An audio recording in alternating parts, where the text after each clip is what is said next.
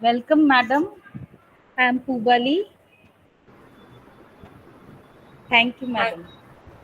hi. Can you Hi. hear me? Yes, yes, I Okay, can hear perfect. you. All right, thank you. We will be starting soon.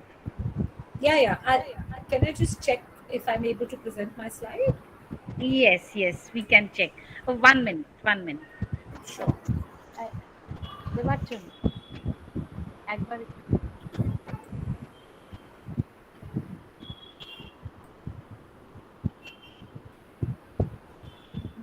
Hello, madam. You can check. अच्छा. When you can see my slide, ना एक बार बता दीजिएगा.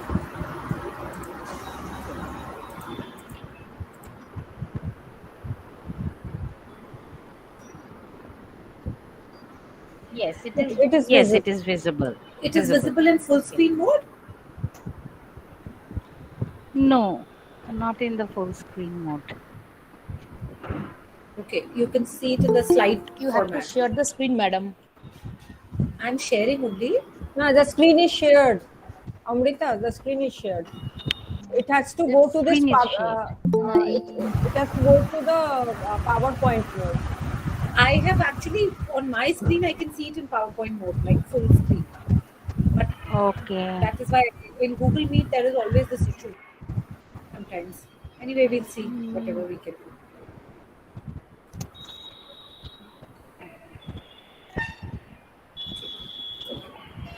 Ubalidi, our head has joined. Amrita, yes, yes, yes, yes. We can Head- start. Now our head has joined. No. No. Okay. This is our third year, this No, endeavor of this no. international. Yes, Pubalidi, please mute yourself. Let me just introduce and then you will take over the thing.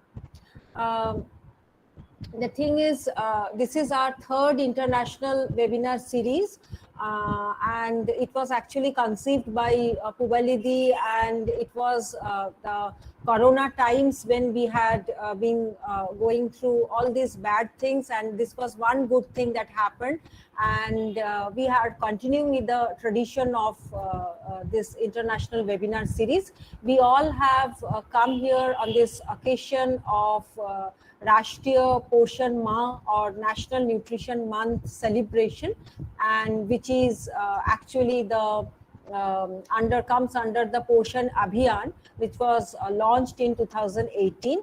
Erstwhile, it used to be the Nutrition Week, and now it is the Nutrition Month. The importance of the situation just can be gauged by the nomenclature itself. This Prime Minister overarching scheme of holistic nutrition, actually this program has specific targets for reducing stunting, anemia, undernutrition and low birth weight, and they have specific targets like limiting it to 2 to 3%, like that. And this year also, like the other years, there are certain programs, and our department in its own way is celebrating this webinar series, and through various kinds of competition, and tomorrow also we have a seminar, so various kinds of activities we are involved in. And today we have some eminent speakers. We are eager to listen to them. One of them is among us. We welcome you heartily, madam, from on the behalf of University of Calcutta, Department of Home Science, and Pubalidi. Now I would like you to do the formal introduction, as well as I would like Amrita also to take over the stage. Welcome, ma'am. Thank you, Dr. Purba Chattopadhyay, esteemed colleague. This is Pubali Dhar, and I am introducing the department, and it's very nice that uh, we have uh, organized this seminar in the third year, and let us introduce our department.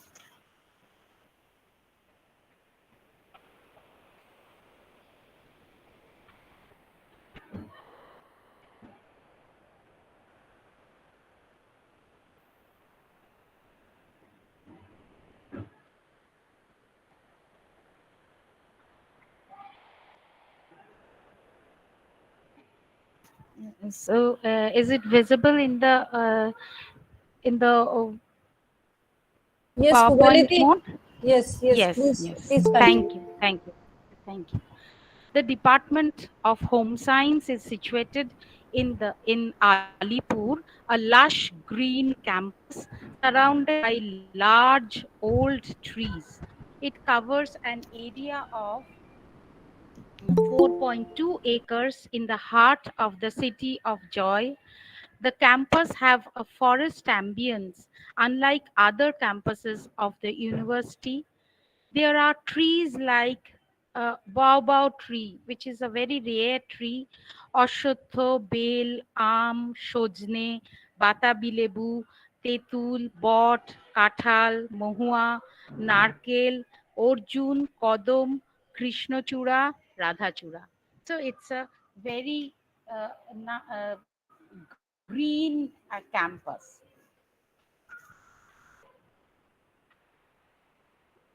But we have a long history also.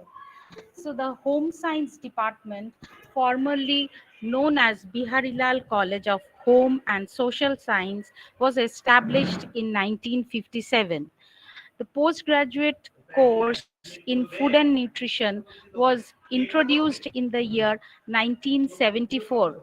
Gradually, the college expanded and was transformed into Department of Home Science of the University of Calcutta in the year 1982. In 1996, another important postgraduate course in human development was introduced. So these are the uh, trees that means Slides are not moving, Pubaliti. oh, it green campus. It is not Ma'am, you have to the go the slide. slide share option. Slide share below in the PowerPoint presentation. Slide share. Slide share. Yes, ma'am. Below in the PowerPoint presentation. Yes. Slide share. It is not coming. No, madam. It's also in the PowerPoint presentation Slide mode. is shared. Slide is shared, but put it in the PowerPoint mode. Madam, put it in the slideshow mode. Slideshow, right. Slideshow. Slideshow mode from current slide. Yes, ma'am. Slideshow. Slideshow mode from current slide. Make it full screen. Yes, it is full screen in my laptop. It is showing full Okay. screen. Okay. Okay, I'm trying.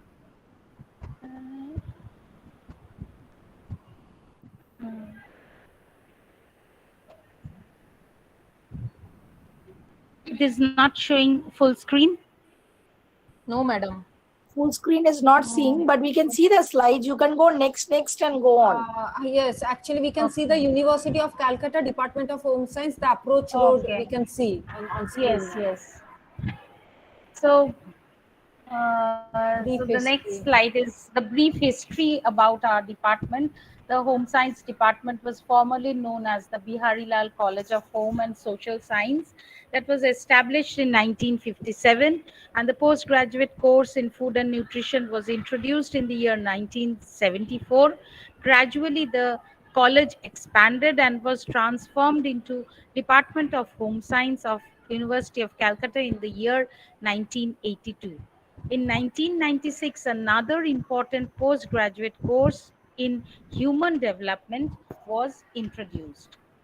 Now it has a lush green campus, and the department is situated in a prime location, the city of Joy. It has an area of 4.2 acres.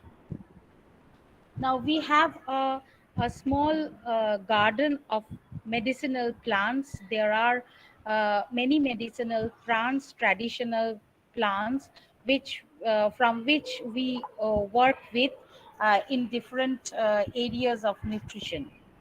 Now we have library facilities, Along with the conventional library facilities, we have e-library facility, and the department is trying for a better e-library facility in its new building. So these are the laboratory facilities, and the university is helping us to growing the laboratories with new instruments, with with big instrumental facilities. So these are the areas of research in food and nutrition: the nano food emulsion formulation, bioactive peptides from waste protein sources, probiotics, prebiotics, therapeutic uses of different indigenous plants and seeds, nutritional evaluation of less familiar foodstuff, assessment on micro nutrients deficiencies among the people of vulnerable groups, assessment of nutritional status among tribal people, evaluation of different natural products and their implications in therapeutics. Areas of research in human development, they are the evaluation and planning programs for overall development of slum children in Kolkata, assessment and control of emotional, social, economic problems of migrant children, evaluation of developmental problems of children reared by single parents, studying the developmental trends in cognitive and non cognitive domains prior to and after puberty, assessment of the psychosocial problems of working women, evaluation of the psychosocial problems and development of remedial programs for the elderly. We have organized different interdisciplinary lecture series. We have invited speakers from different departments of the University of Calcutta. We also are organizing different national seminars, and for the last 2 years we have organized this international webinar series on the occasion of National Nutrition Month. Now, the mission of the Department of Home Science, University of Calcutta, is to support a community of researchers, educators, trainees, and students in a respectful environment dedicated to advancing research, education, and service to the community, and providing comprehensive training and guidance and nutrition counseling for young children, children with special needs, training students to deal with different types of social problems regarding distressed children, women, and elderly persons. So, collaborative research work is going on with NICED and Saskatchewan University, and we are getting the national projects funding bodies. They are also funding the department for research purposes. Thank you all, and now I hand over the mic to Amrita Chakraborty. Just a minute, Pubalidi, our head of the department has also joined. So, Taposhidi, please formally inaugurate the webinar series and welcome all our distinguished guests and students. Are you there, Taposhidi? সুপ্রভাত, সবাইকে আমি অভিনন্দন জানাচ্ছি food and nutrition month এটার জন্যে, এবং আমাদের এটা তৃতীয় ইন্টারন্যাশনাল ওয়েবিনার। এটা খুব ভালো করে, খুব সুন্দর করে পুবালি প্রতি বছর অর্গানাইজ করে এবং খুব সাকসেসফুলি ও অর্গানাইজ করছে এই 3 বছর ধরে। আমি আশা করব যে এটা আরো দীর্ঘদিন ধরে চলবে। সকলকে আমি স্বাগত জানাচ্ছি এই ওয়েবিনারে। সমস্ত স্টুডেন্ট এবং ডিগনিটারিজ যারা রয়েছেন, অবশ্যই যারা আমাদের সমৃদ্ধ করতে এসেছেন সেই সমস্ত স্পিকারদের তাদের কথা শুনে আমরা অত্যন্ত সমৃদ্ধ হব।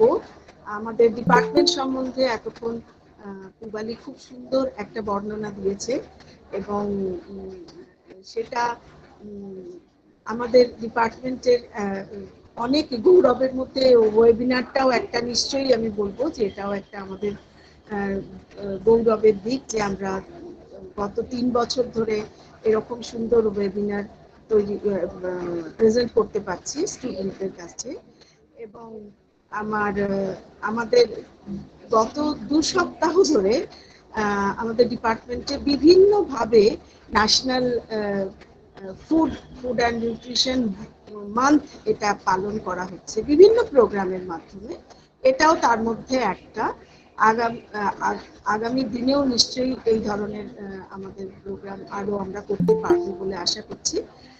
আর আগামীকাল এই ওয়েবিনারও শেষ হবে, আর আমাদের একটা সেমিনারও হবে। এইটা দিয়ে আমরা national food and nutrition month সেলিব্রেশনটাকে শেষ করব। তো আপনাদের সকলকে আমি অভিনন্দন জানাচ্ছি, স্বাগত জানাচ্ছি আমাদের এই ওয়েবিনারে আমাদের সঙ্গে থাকার জন্য। এবং আমাদের আপনাদের লেকচার আমাদের অবশ্যই সমৃদ্ধ করবে, আমাদের স্টুডেন্টদের অনেক সমৃদ্ধ করবে এই আশা রাখছি।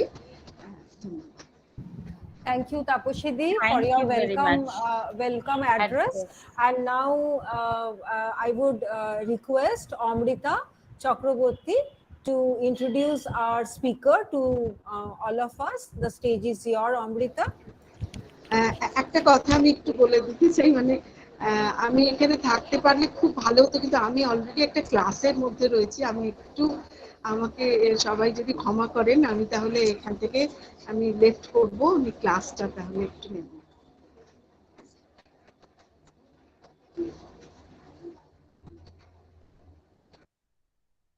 Amrita? Yes, ma'am. Greetings and a very warm welcome to all of you on the first day of the third international webinar series organized by the Department of Home Science, University of Calcutta on the occasion of National Nutrition Month 2022. Without further ado, we move on to today's first lecture with Dr. Shweta Khandelwal.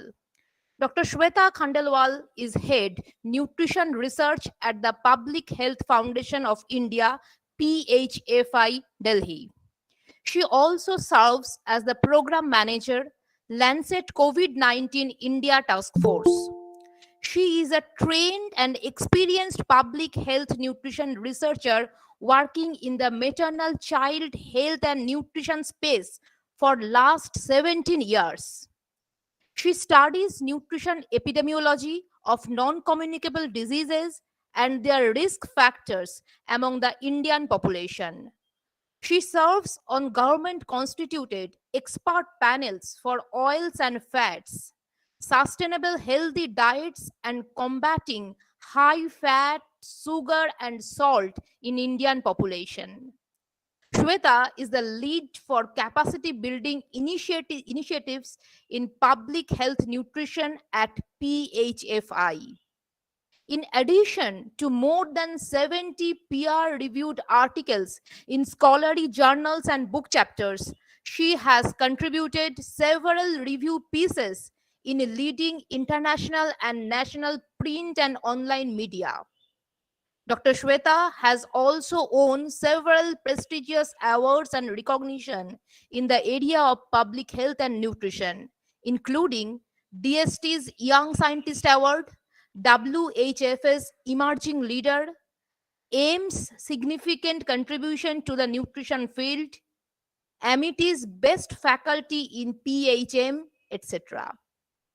She strongly believes that studying or pursuing nutrition should not be interpreted as mere therapeutic responses to health problems, but this field should inculcate more public health understanding supplemented with better research methods training. It's the time to grab the first lecture in our lecture series. I would like to request everyone to mute yourselves and turn off your cameras during the lecture session. You may post your queries in the chat box below. We will take the questions when the lecture is over. Welcome, madam. The platform is yours now. Thank you so much, Amrita, Rupali, and all the other dignitaries who have been gracing today's occasion and have invited me for a session today. So, first of all, greetings for the Poshan Ma. We are towards the last end of Poshan Ma, but this is just a 30-day period of letting everybody know across the nation that nutrition needs attention. And I know this is something which all of us are trying in our own capacities. Wait a minute, somehow I can't share my screen.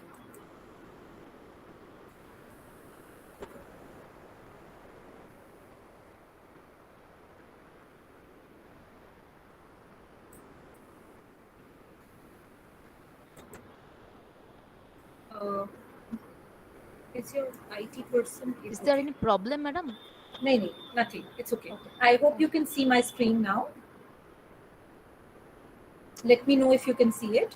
Madam, And then yes, we'll madam. start. It is visible. Okay. So thank you so much again for this wonderful opportunity to talk to all of you about public health nutrition.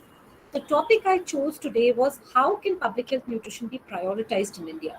All of us working in this field, and at least those of you who have joined here, I can see that you are somewhat related with nutrition. And so for this crowd, to know that public health nutrition is an important problem, there are different issues that we need to tackle, is something which I will be preaching to the choir. So what I thought was that how can we actually, try and prioritize nutrition is something which I would like to talk. Before I go on into what and how we can do all this regarding public health nutrition, it's important to know what is public health nutrition. Many times I've seen in many conferences that people equate public health nutrition as community nutrition. They think that both of them are more or less to do with a lot of people, and so they are sort of equal.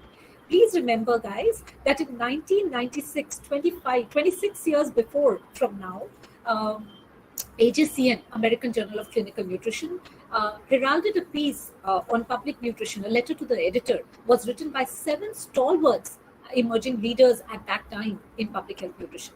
I've been very fortunate to at least work with a few of them.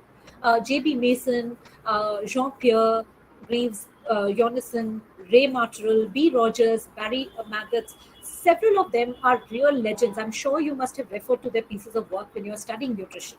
Now, those 7 people, for the first time in 96, had said that nutrition right now, at that time, was being seen as like I said, only a response that if you're well or unwell, make a diet chart for me and give me something as a corrective food and I should be okay.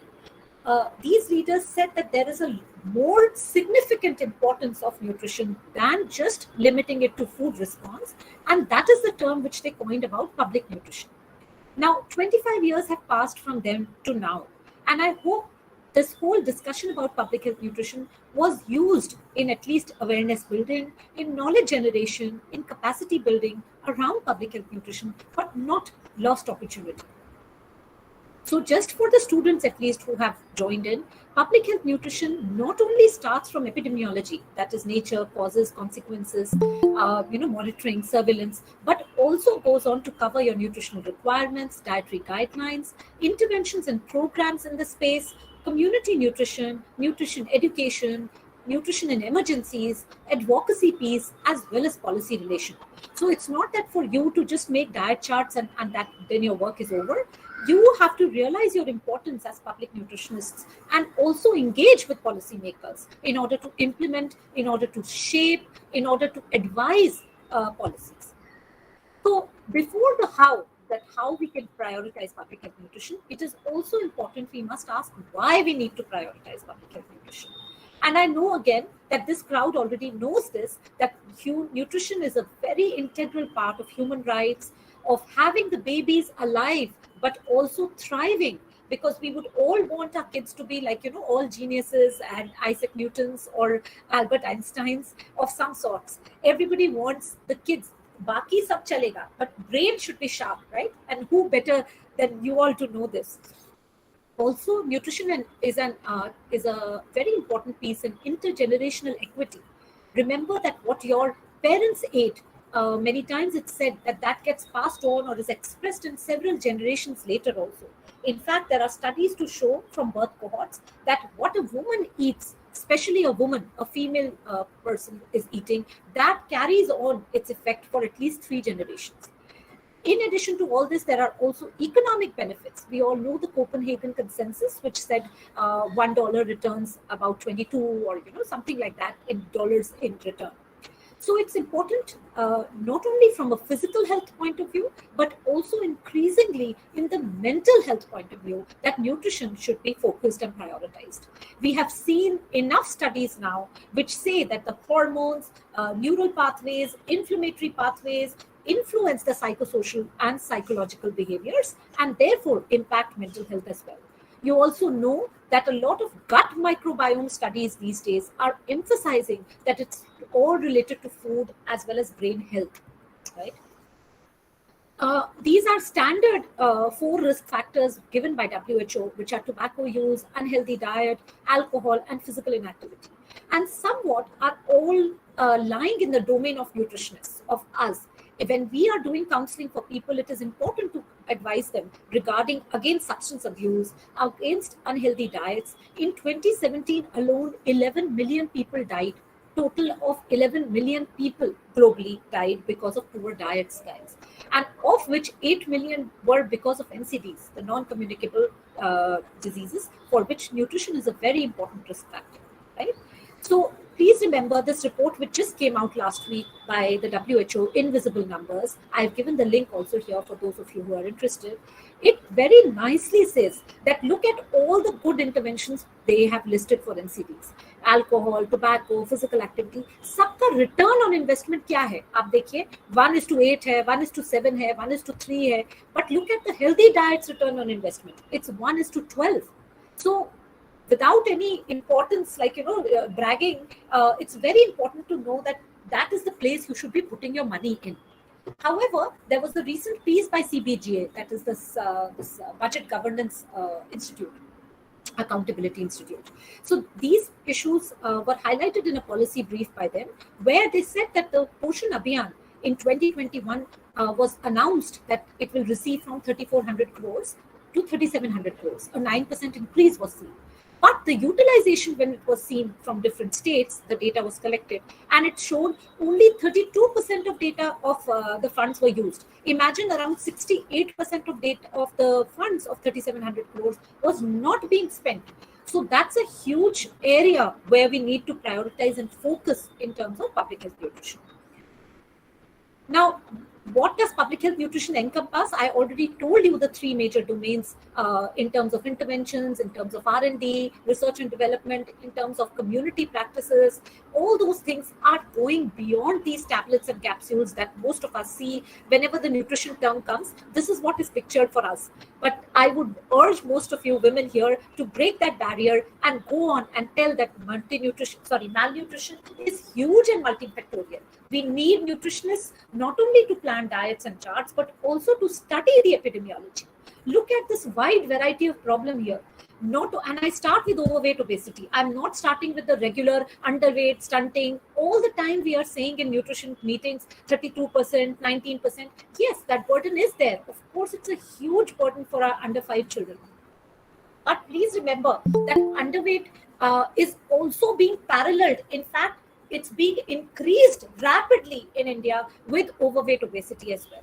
Around 40% in rural areas and 30% in urban areas, the stunting is occurring, right? And right from Meghalaya to Bihar to Uttar Pradesh, some of the highest stunting states, while Sikkim and Puducherry, which are in 20s, again, 1 in 5 children are still stunted there. That we are patting our backs on, that's okay.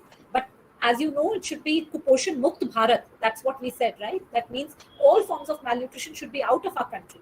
So, and overweight, obesity, why did I say that? Because I strongly believe, the whole university representatives that you are here today, that overweight, obesity is our next pandemic, is our next epidemic. This is a huge problem which is creeping in, and it is 95% because of poor diets. of bad quality diets or bad choices. So somewhere it's not the individual alone who can be blamed for this, but it's also to do a lot with policies, and we'll discuss that shortly. But look at the obesity prevalence. Most of the belts are orange, yellow, and reds, which are graver in terms of belts of overweight and obesity. And please remember, those which are green also are not safe because their micronutrient deficiencies are also existing. So it's important to know that overweight people or obese people also suffer from a double burden, which is also micronutrient deficiencies. While I'm talking about that, it's also important to know the adolescents in India, especially the 15 to 19-year-olds, are young girls and boys.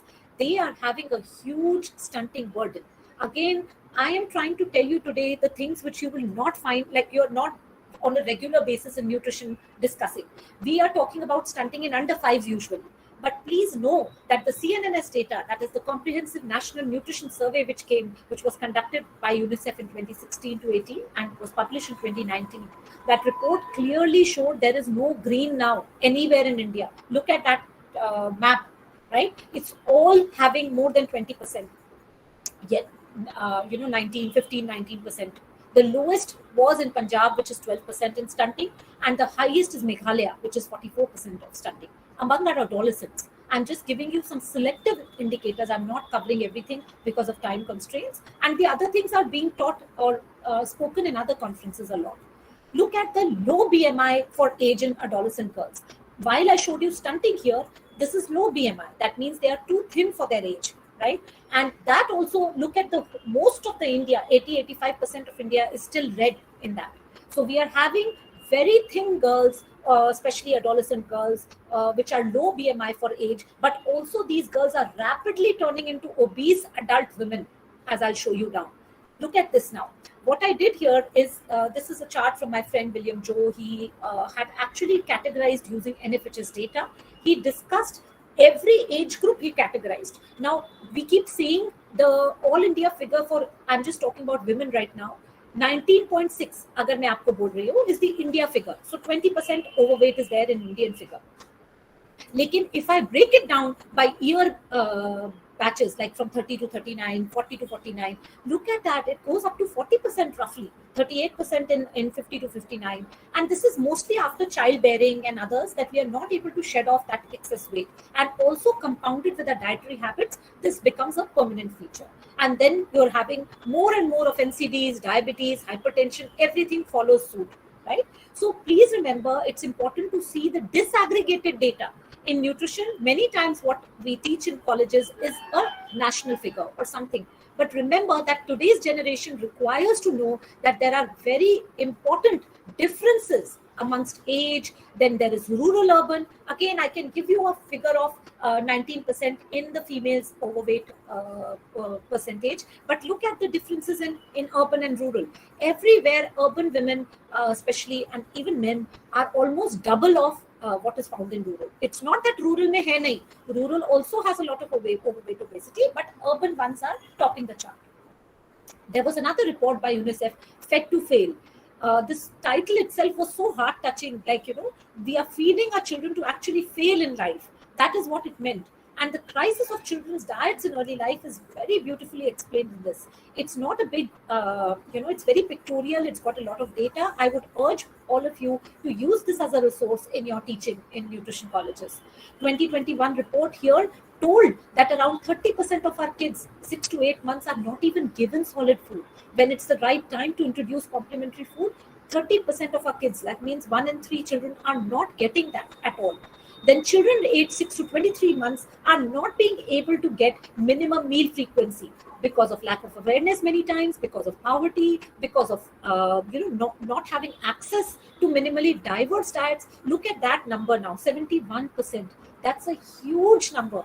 75% roughly. That means 3/4 of our children are not even getting minimally diverse diets. And by diverse, I mean 5 food groups में से मिलता है कुछ खाना.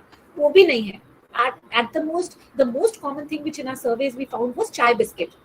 Chai, matlab patla doodh pani with a little bit of tea leaves, and then biscuit, because they think that that's the best for the child. That was, imagine, in a state of India where nutrition is being discussed here at this length. This is what the general beliefs are.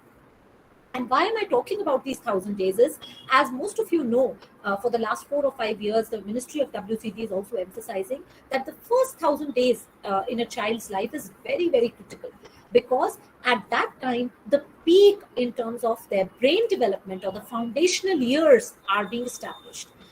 Right from sensory pathways to language pathways to higher cognitive function to other synapse formation, which are dependent on early experiences, is in that first 1,000 days. So, and if these, imagine the COVID, which stayed here for first 1,000 days, means like 2 years or 3 years in that sense, actually pushed around 28, deaths, extra deaths every day were happening because of this COVID and extra, lack of food, malnutrition formats. So there is this whole STF, and there's a group called Standing Together for Nutrition, which I'm a part of, and we've published a lot of these papers in Nature and in other things where we've given projections of the crisis that the pandemic actually caused on nutritional outcomes. Now, of course, all these problems are there, but government is also not behind. They are trying their best to actually raise advocacy. This Poshan Ma itself is a testimony to that. We know that in 2018, Poshan Abhiyan was launched, right, by Prime Minister on Women's Day. And this program essentially tried to bring in a package of interventions, a lot of things together under one umbrella. The convergence was the key, for Poshan Abhiyan. They said that there is some wash practices, like from, IYCF practices, there is birth spacing, there is Beti Bachao, Beti Padhao, there is home-based young child infant care practices. तो इतने सारे को एक umbrella में लाके then you study cumulative impact of this intervention. So this is called an integrated intervention. Integrated intervention का मतलब जब आप single item पे focus नहीं करके you're getting a lot of other items also together as a consolidated response. Now, this was informed by the Niti Aayog's NNS, that is National Nutrition Strategy. This was a 2017 Nourishing India document, the picture of which is on your right. This booklet actually went on to say that the continuum of care across the life course is very important. There should be community-based monitoring. There have to be enabling actions, which talked about ICDS restructuring, and so on and so forth.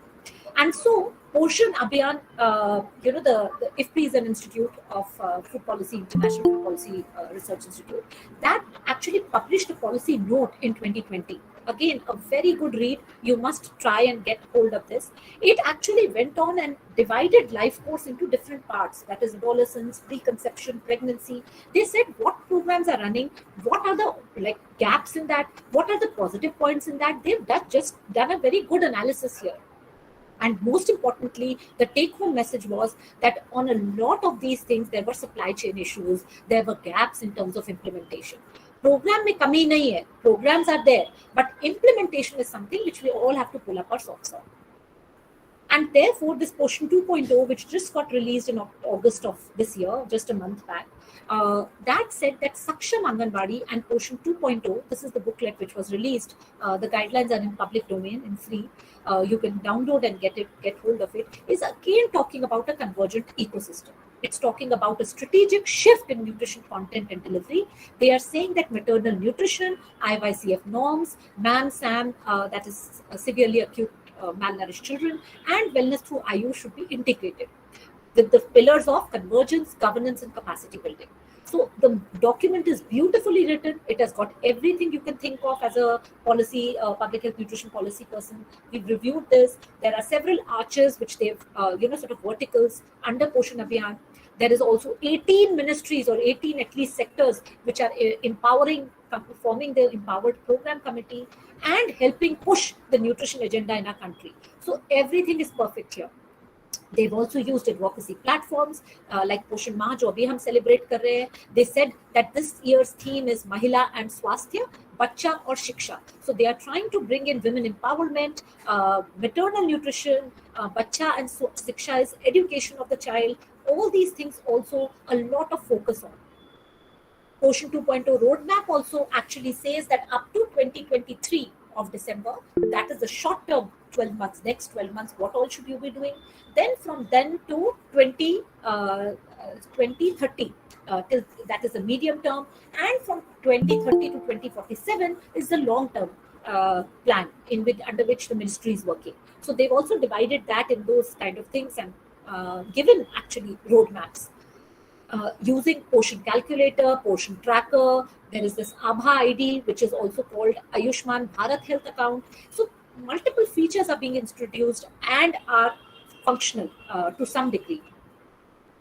There is also a lack many times in our nutrition community not to talk about ECD, that is early childhood development. Please remember, whenever you're talking about Balwadis or Anganwadis and ICDS, there is a component of ECCE, right? Early childhood education.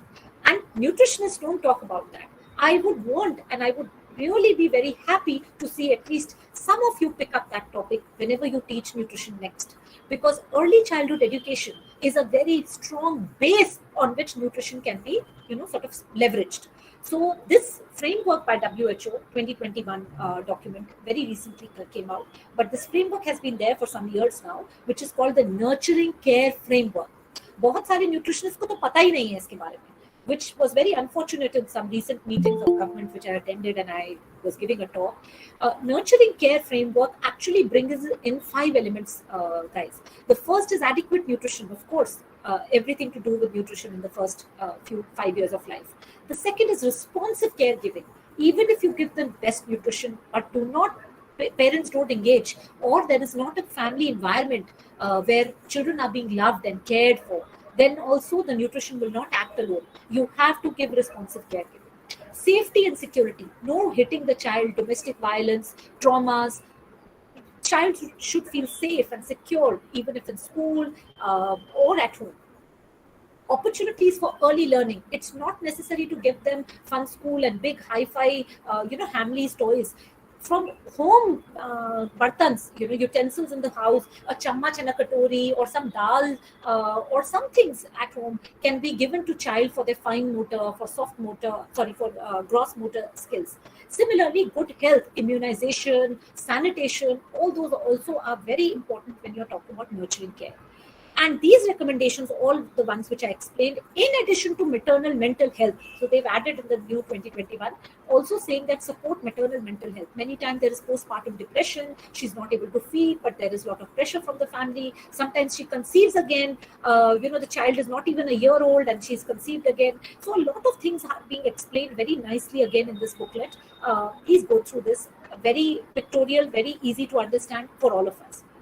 I will not spend a lot of time on this National Food Security Act. Most of us know it through PDS and through others. We are giving the rural households and the ones who cannot afford, below the poverty line households, some food grains. But what our urge is, because I've said, how can PHM be prioritized? By giving better foods in this National Food Security Act. There is also an RKSK, that is Rashtriya Kishore Swasthya Karyakram, basically to focus on adolescent health. That also has improved nutrition as one of the focuses, and the others are similar to that nurturing care framework. Because even adolescence time is something which they start feeling insecure, there are hormonal changes, there is mental health issues, sexual and reproductive health we want to explain to them, substance misuse, things like those. So all that focus, this is a Ministry of Health program, but again, it has overlaps with nutrition and WCD. You all know about PM Poshan already. That is school meal program. It's now called PM Poshan. But essentially the calories and everything have been revised. Right from 300 it has become 450 to 700, and from 12 grams to 20 grams protein intake. They've also given some food grains. You can read this, it's okay. I don't like to discuss things which you can Google and find.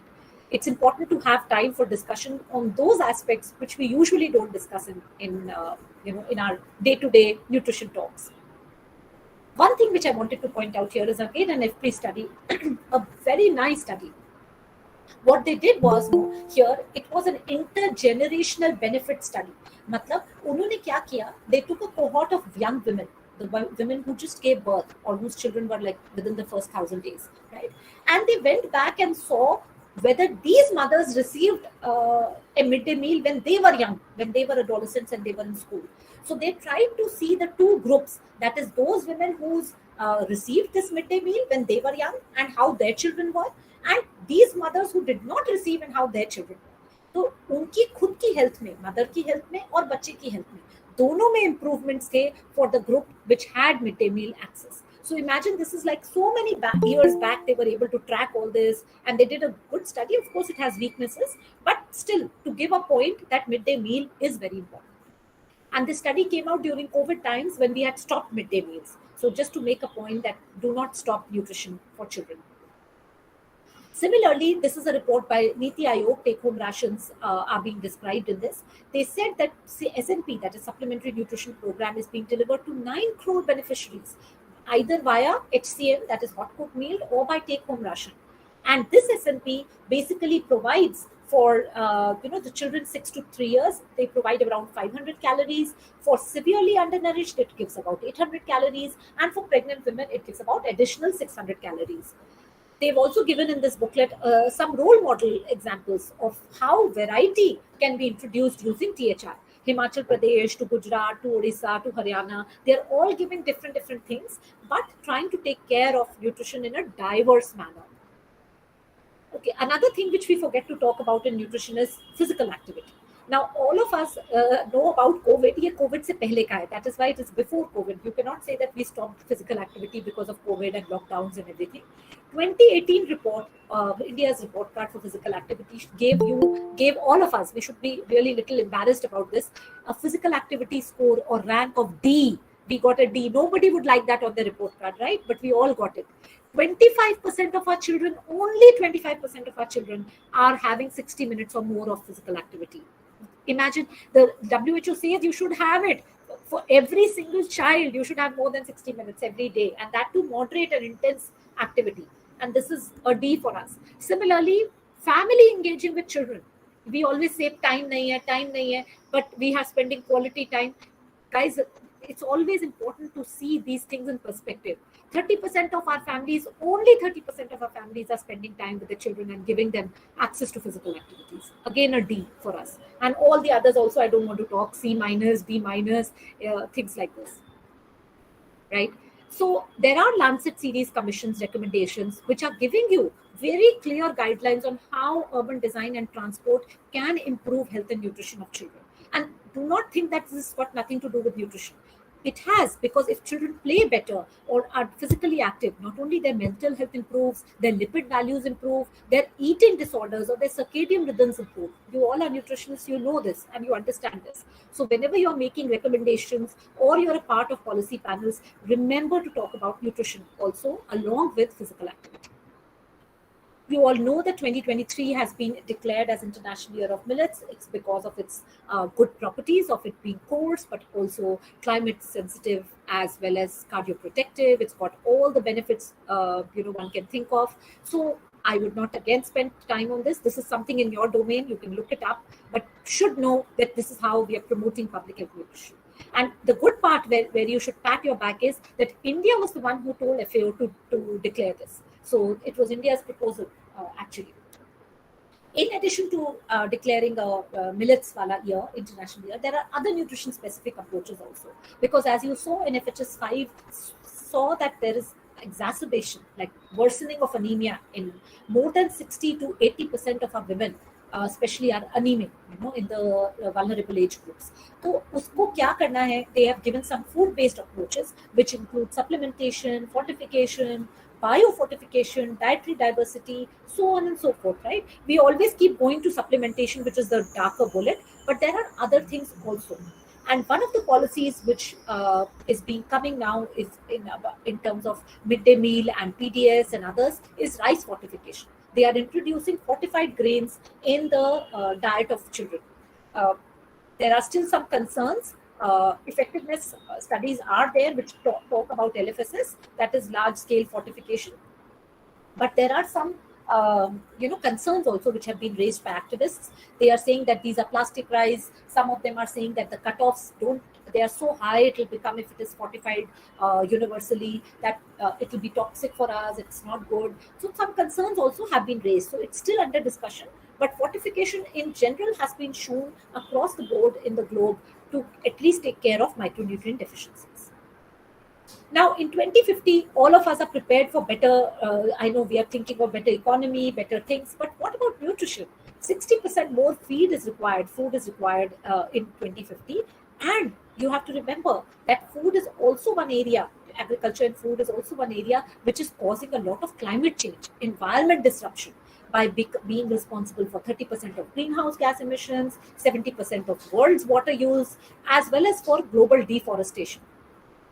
So no wonder that sustainability has to start from home, right? This UNEP report 2021, United Nations Environment Program report, told us that India wasted 68 million tons of food. And this will not mean to you. इसका मतलब क्या है 68 million tons का? इसका मतलब आप मैं every single person wasted 50 kilos per person per year food. 50 kilos, guys. Every single one of us individually wasted 50 kilos of food. That much of food was wasted in the year. And that much food, 68 million tons, was equal to 92,000 crores per annum. Imagine the amount of food wastage. This is the amount of crores of rupees. Again, we don't talk about this in nutrition. Why I'm telling you this? Because in the starting, I told you that from 3,400 crores, 3,700 crores kiya. 3,000 crores हमने spend किया है, and we are thinking about problems in budget. And this is 92,000 crores Indian rupees. So let it sink in. It's very important for you to know all these things. Now, this is a very interesting survey I found. World Economic Forum, WTO meets and all that. They did a perception survey, global risk perception survey in this recent meeting of 2021-22. They asked the global leaders from industry, from politics, from everywhere. They asked the global leaders as to what are the major risks according to them for the next 10 years. And imagine which one emerged as the first few top risks. They are all to do with environment. All to do with environment, people. See, climate action, extreme weather, biodiversity, human environmental damage, national resource crisis. Many of them, the leaders are saying, so तुमको हम किसकी बात सुनते हैं? Mentors की बात, leaders की बात सुनते हैं ना? So this is from them, coming straight from them. They can see the vision for the next 10 years. And so, without any discussion about environment and nutrition talks again, we keep talking about environment. I want to today, that's why I spend at least next 5 minutes about climate change. Please remember, 1 in 3 heat-related deaths are happening because of this global heating, which is already, you must be experiencing changes in climate already. We are saying, man-made hai, and that's about it. But please remember, this whole climate change is more than just man-made business. It's got to do a lot with nutrition. In 2020, 2 billion people were food insecure and 3 billion people could not afford a healthy diet. And this was because many of them were food insecure because of this whole climate change process. I have written a lot on this, and there are some chapters on climate change and nutrition also that are freely available, and you should have a look at that. Every 1 degree rise in temperature, is associated with 1.7% rise in food insecurity, and also it is associated with 10% drop in staple production. तो अगर 1 degree rise हुआ temperature, तो 10% less wheat and rice बनेगा, right? So these are important numbers, because हम ये पूछते ही नहीं है कि अच्छा भाई आगे कैसे आएगा खाना? How will we feed more food if the environment is going to be in this way? Impacts of food I've shown you in this picture, for example, not only in terms of heat taking away importance in terms of wheat, rice, maize, soybean, all the production is suffering. Agricultural yields are falling bad, and they will become rotten also very fast because of that moist and heat thing. Infestation hoga, the food wastage hoga. Fish species are going to go extinct at least in local areas. And 4 degrees centigrade पे, there is high level of food insecurity, lots of deaths, development pathway reversed, brain cognition of the children which will be born will be very suboptimal.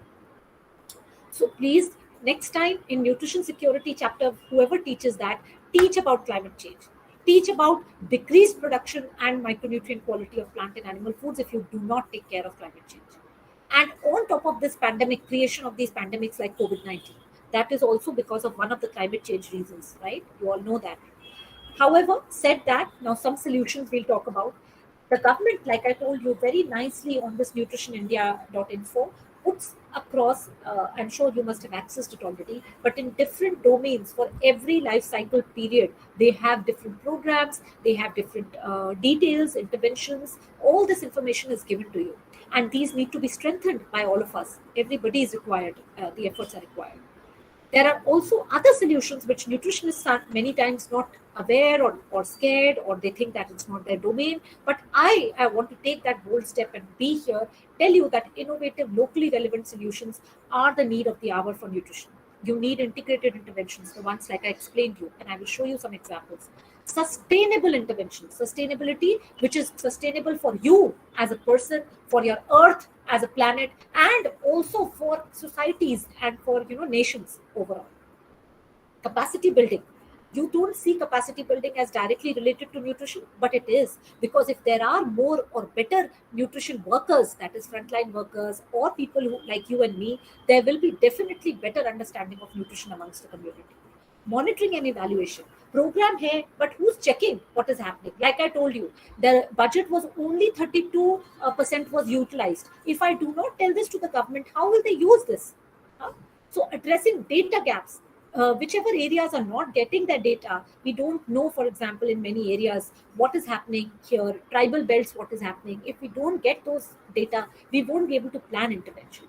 Leadership, obviously, we need passionate people like you and me who can make a difference in terms of accountability, leadership, systems preparedness, and also contribute to the nurturing the nature as well as our planet by, of course, thinking about biodiversity, soil health, pollution, climate change. Ye sab nutrition ka domain hai. It's not about environment scientists, it's about nutrition scientists, people. So recognize your importance here. This is a paper in 21 which came, which was talking about food systems. Again, a big topic on which I can talk for 6 months. Food systems is such an important topic. But here, just in one slide, to tell you that even the scientists across the UN have said that there are 7 deeper, very important areas which we need to focus on if we have to improve food systems. And this can be done via better finances, by scientific capacity, and also by giving science policy interfaces. Like we talk to the policymakers talk to the real people, Jan Bhagidari, Jan Andolan, all those kind of things are also very, very important. This is from UNICEF, which they say that usually for all the interventions, it's important to improve the coverage, continuity, intensity, and quality. This is also very important because many times people ask, "Ki problem kya hai nutrition ke liye?" This is the problem, that there is a gap in C-square IQ. Coverage, continuity, intensity, and quality. All these needs to be upped. The number of quantity nahi hai, dekho. In this formula, quantity nahi hai. Quantity bahut hai hamare paas. We need to improve the quality of this. And see, again, I'm giving you an example. This is by the PIB. Ministry has released this. Again, all focused on numbers. 4.14 crore adolescents giving this thing. Then 4,37,000 Poshan Vatika set up. Very good, very nice efforts. But again, who's going to go back and check for how many of 4 lakhs are functional? What is happening? How many people are getting benefit? What are the problems? How are you building capacity? There are more graver questions than just giving numbers. But it's a good start. At least the efforts are there. Also, I told about food systems. FAO gives you this 5 pillars. They say that food systems should be nutrition sensitive. That means climate sensitive, nutrition sensitive. मतलब आपको diverse diets देना है. एक ही चीज का food system नहीं होना चाहिए. Even if I'm talking about millets, it's not just millets. Talk about pulses, talk about vegetables, talk about fruits, talk about poultry, talk about eggs. Everything has to be given. Fish, all these things are very, very important. This is an example from anemia. Like we saw, for example, Anemia Mukt Bharat is there as a program, as you may know already, that was looking at specifically how to tackle anemia. And they saw that some states in India actually showed a 30% decline in anemia. And what did they do? They did this, all of this. They did political commitment, number one.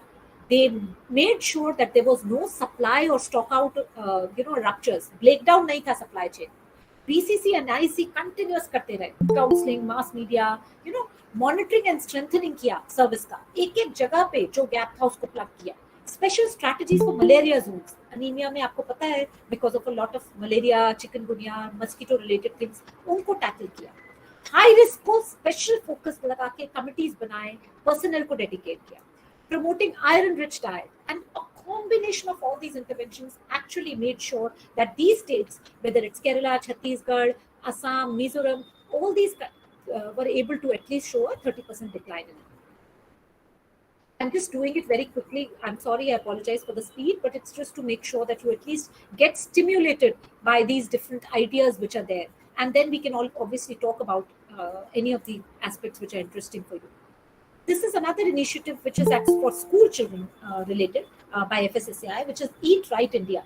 And not only school children, it's basically across age groups, but especially through schools. Eat Right School, Fit India movement, all these kind of FSSAI is taking a lot of initiatives also for making sure that government is ensuring that the young children are sort of given sahi poshan, so that hamara desh roshan ho. So PM Poshan, which they say that local solutions and global application. Find local solutions. It's not necessary to promote millets in every part. It's important to promote what is there found. अगर कहीं पे चौलाई है, कहीं पे आपके घर बैगन है, किसी के घर कोई और चीज है, जो जहाँ पे उगता है, local solution. Vocal for local is what our Prime Minister also endorses. And sustainable healthy diets, I already spoke about this, so I'm skipping it. Another example from maternal child health space is Swabhiman. Now, this program essentially made sure that the women themselves from self-help groups are actually helping the group become better in nutrition.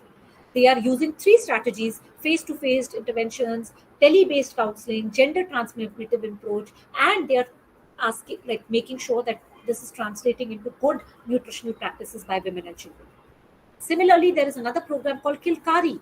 Now, Kilkari is also, it's available in your part of the world as well, where subscribers, the women who are registered under this, are actually getting reminder messages for ANCs, for maternal, neonatal, child health related things. And it's a good program because it's essentially telling you that it's important to have an integrated approach. Here, it's not only nutrition, but also health. So I believe in Mahatma Gandhi's quote, which says that everybody knows that the Spider-Man has to be like this, on the left, kood raha hai, faand raha hai, he's physically active, climbing walls. But our young ones are now getting to see Spider-Mans which are sitting, which are a little tired every time, or low in anemia maybe, like low in energy caused anemia. And then now even going to obesity. Look at that, the obese Spider-Man. So I hope we are able to, this arrow in the middle, which is trying to say that bring it back right from here. So we have to be the change if we want to see in the world. Not to say you are obese, this one is doing, government is not doing. Think, start from yourself. And for that, all of us from different, you are in academic institution, I am in a policy research NGO or academic institution also, we must make sure that there is bold action on nutrition. Bold se matlab, this is a piece which I published in Bastion, where I said that bold means building resilient food systems. O for optimal nutrition for every stakeholder. It's not overnutrition, undernutrition, adequate. It's about optimal nutrition, best one for every group. L for leadership. Nothing will happen without you and I. Leaders have to be there, not only as policymakers, but even as passionate advocates. And D is for data. Unless you have the data, you can't act on it. So whether it's high quality research coming from your colleges, from my institutes, it all has to come as good quality data. So with that, I thank you for your attention and remind you again in this portion, Ma, that all of us are an integral part of this puzzle when it comes to solving the unfinished agenda of nutrition in our country. Thank you. Over. Thank you, madam, for enlightening us with such a relevant avenue for research in nutrition science and public health. Now, the platform is open to take a few questions. Sure. With your permission, I would like to begin with the first question. The first question comes from Shubhendu Chattopadhyay. How can we improve nurturing care? So, thank you, Shubhendu, for that question. Nurturing care framework, I showed you the WHO 2021 guidelines. It actually outlines for each of those each of those 5 domains, there is a way to do those things in the community. So there are examples in that booklet which you can pick up. So I'll give you one example for nutrition, for example, thing. So using the Anganwadi workers who are coming, for them to demonstrate using cooking exercises or telling the mother how in her home what was found, using those items, what best she can prepare for the child, showing the consistency of the fluids, how thick or thin should be the gruel for the child or the food for the child.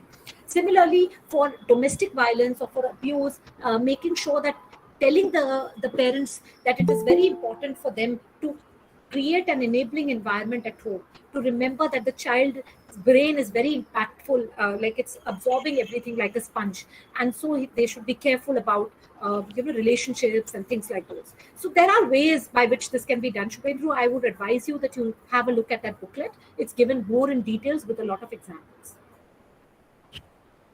Thank you, ma'am. I think your answer will satisfy Shubham Chattopadhyay. And then ma'am, can I kindly proceed with the second question? Yes. The second one comes from Shomam Dotto. There are certain instances of toxicity issues associated with food fortification, especially iron, as it shifts the nutrient requirements curve to the right. Considering this, to what extent do you prioritize food fortification? Somam, this is a good question, and it's something like I mentioned while I was presenting. It's under debate. There are still some experts who believe that fortification at a large scale should not be done, while the government is still starting to roll this in form of PDS and MDM and things like those. So I do see merit in biofortification and in other strategies, food-based strategies, which I explained. But fortification can be one small tool in this whole piece of puzzle. Okay, I don't think we should put all eggs in one basket. So if we are thinking that the whole anemia will be cured because of doing fortification, my personal belief is not, we will not be successful. So you should have a multi-pronged strategy. Dietary diversity is something which you have to emphasize, rather than just saying that have this fortified rice and iron will be taken care of. So मेरे हिसाब से I am not a big fan of fortification, but I am not against it, because I understand that some people require that for upping their levels. You and I can be lucky, we can buy fruits and vegetables, people cannot, because of expensive and poverty issues. So it has to be something which it requires more evidence still. Okay. Yeah. Thank you, madam. I think our madam, Dr. Pubali Dhar, is eager to discuss with you. Sure, absolutely. Yes. I hope I did not take much time. No. It's okay. We have enough time for discussion. Yes. Actually, for the rise in temperature, there are countries, developed countries and developing countries. For the developing nations, we lose hectares of lands while the temperature rise. But in developed countries, in Russia and in Central Asia, there are countries where this temperature rise add cultivable lands. So there is an imbalance between that part. But do you think it is only about the amount of food that we produce, or is it more important to access of food? That is, we have enough food in our country, not for oil seeds, but for the other cereals, we have enough food, but the access to food or the distribution of the system, can we go for that, betterment of that? What's your view? Again, Pubali, thank you so much for that question. You know already that food security is that 3A, right? It's all the affordability, accessibility, availability, and in addition, there is another thing which is safety or sustainability now. Yeah. So please remember that it's not one size fits all or one stroke which will take care of everything. While I'm saying that climate change is required, like to be paid attention to, obviously there are access issues. I showed you myself the data from Global Panel of Agricultural Reports. Dr. Reddy is a member of that, and we helped him prepare this whole report, where essentially it was shown that from India itself, a lot of people were not even able to afford diets. The healthy diets that we say. ICMR ने that plate बनाया ना, my plate for the day, half of fruit, vegetable, half of. Many of us are not even able to afford that on a daily basis. So access is definitely an issue, and that is why one of my slides, if you saw, I said that make sustainable, healthy diets affordable. Affordability is also a very important issue. तो Very actress में सबसे important part becomes money. Like how are you going to get that money? But again, as nutritionists, I point you back to Bali.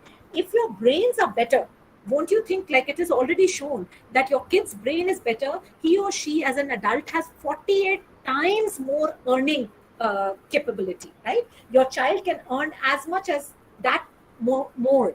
So I would encourage all of the people, the students especially, who will get children future may, yeah, who have children at home, to please focus on child's better nutrition, for also making sure that access, availability, all that is better. Somewhere all these things are related properly. So we can't actually segregate and say iske liye ye karte, iske liye ye karte. It's an integrated intervention that we have to focus on.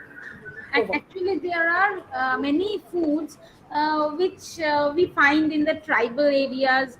That is, one of them is very. I have worked with it. That is googly or Bellamia bengalensis. Correct. There are these sources of protein. These unconventional protein sources. If we popularize them among the villagers or the rural people, so I think that will help a lot to that protein needs may be met. I think this will help. But actually, all of us find that if we can buy fish, that will be better. But not always. Not always that. Okay. Thank you very much, Shweta, for coming to our department. It's coming to our department. Thank you very much. Thank you for having me. It's an immense pleasure, ma'am, to join, to meet you in this platform. So yeah, I hope this COVID subsides and then we can meet in person someday. That would be really nice. Just to tell you all, my nanny house is in Calcutta. Like my mother is from Calcutta, so we stay in Amar Street. All my summer breaks, everything is a lot. I have fond memories of Victoria, Jetty, all those places. Every summer vacation I used to go from my part used of the to world. stay. My childhood, I stayed in Amar Street 27 years. Yeah. Ma'am, next time you come to your nanny's place, please let us know in advance. So we will just squeeze in some work in between your schedule. So please visit our department and we will it would be Sure. nice to Thank meet you, Purva. Yeah. We'll do very much. Madam, we have two questions in this chat box. Boliye. Okay, ma'am. From Pooja Aurora. On anemia, can way of cooking be an important area of intervention? Ayurveda also has been promoting use of iron or brass or mud utensils for cooking in order to get optimum nutrition out of the food being cooked. Pooja, that is also the way of cooking obviously is a very important issue. As you know, you must have studied in your food science, food technology classes. The way of preparing food makes sure kitna usme nutrition bachega, nahi bachega, it depends on that. If you overcook or if you undercook, then the anti-nutrients remain, things like those. So of course I agree, cooking ka way is a very important source of, but coming to that, the point is that this is a crowd of nutrition people, so you will understand my message. But if I start talking about way of cooking and about further different aspects of that or layers of that, people will lose interest outside people. So it's important to keep your message simple. Those who are interested in understanding anemia ko kaise hatana hai, they will definitely look up and they will see ways of cooking. They will see recipes, how much, like we all know that calcium rich foods ko iron ke liye nahi dalna chahiye. I should also tell about that you should keep the timing of calcium supplements and iron supplements separate. You're right. So a lot of things have to do with that. Squeezing a little bit of lemon, citric acid is actually, vitamin C will improve the bioavailability of iron. Rather than only focusing on utensil, it is also how you're consuming. Then we consume tea immediately after food, and your iron gets oxalate. जितने भी tannins हैं that get bind. So there are various things. You're right about that. But I think the message here is very simple. Way of cooking is a very important point. But first, let people get hands on iron rich foods na. Pehle to iron rich foods hi nahi mila unko. So to improve that, I agree with your suggestion. Fully correct. Way of cooking of iron also, or taking care of that, is also going to be very helpful. Perfect. बेटा आप mute हो Amrita. No, you're still muted. Yes, ma'am. Yeah. The last question from, I think, in this platform. This is from our madam, Dr. Anna Lakshmi Chatterjee. She asked that tribal population are still fighting for Jal, Jameen, Jungle in our country. How can we ensure food security for them? Very good question, madam. So first thing is, like we have been discussing, I think it's important to let them know that their local produce itself is very good.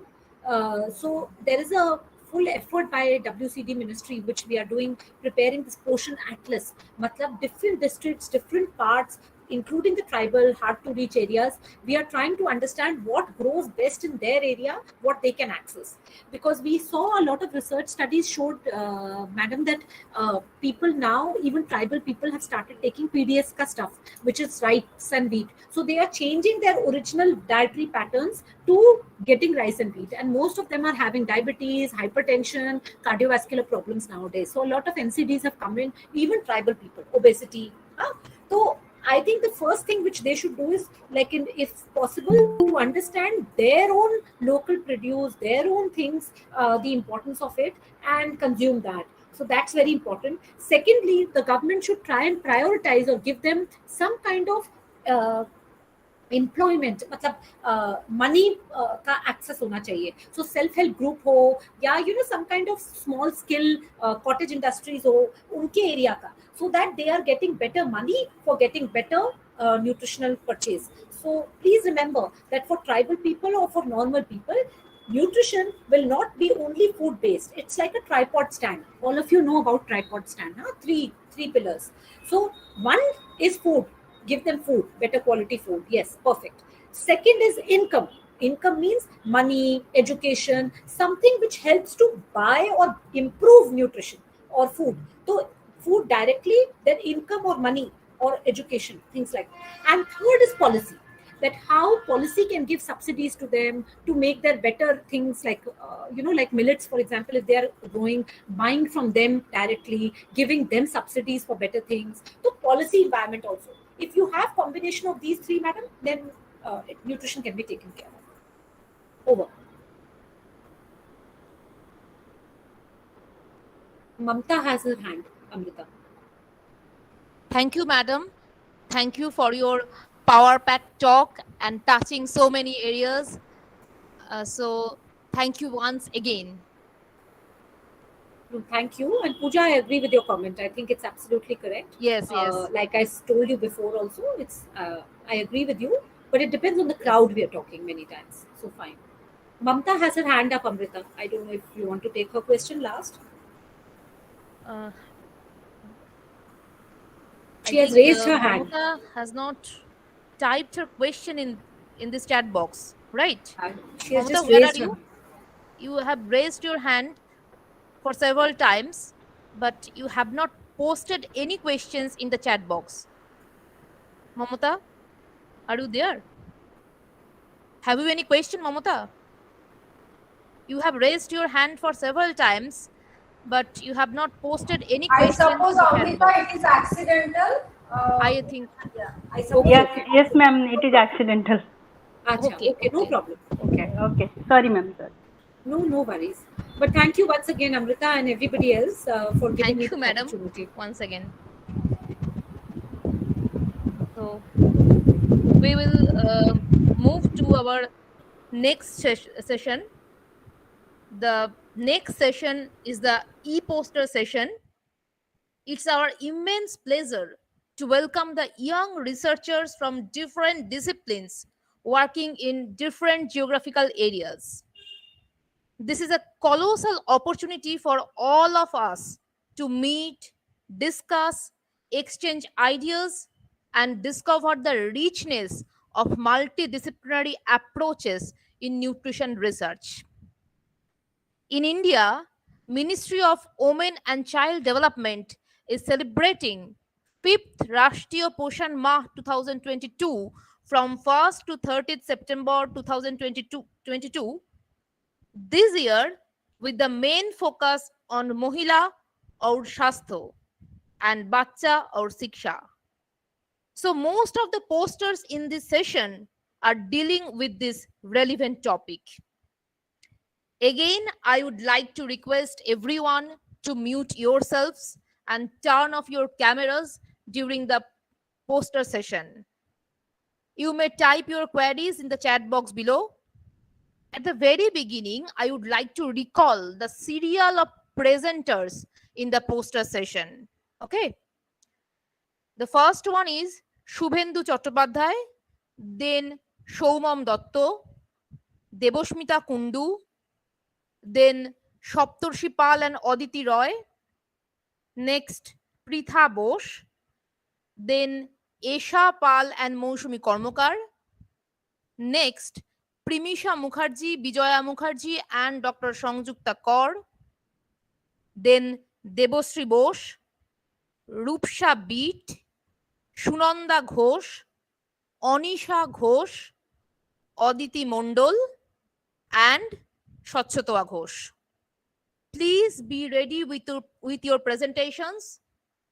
First of all, I would like to call upon the first presenter in this platform, Shubhendu Chattopadhyay, postgraduate student of Food and Nutrition, University of Kalyani. His topic is Winning the Complementary Nutrition During Infancy, 6 to 12 months. Shubhendu, are you ready? Yes, ma'am. I Okay, am okay, ready. okay. Then you have to share your screen first and then you present your topic. Okay, ma'am.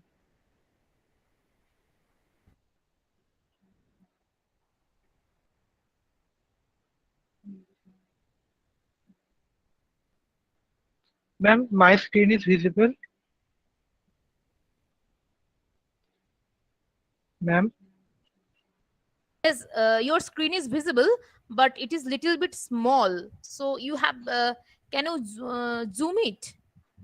Okay, okay. Yes, now it is quite visible.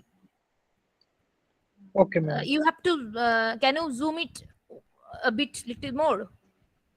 Can you zoom it a bit little more? Okay. This is, I think this is clear now.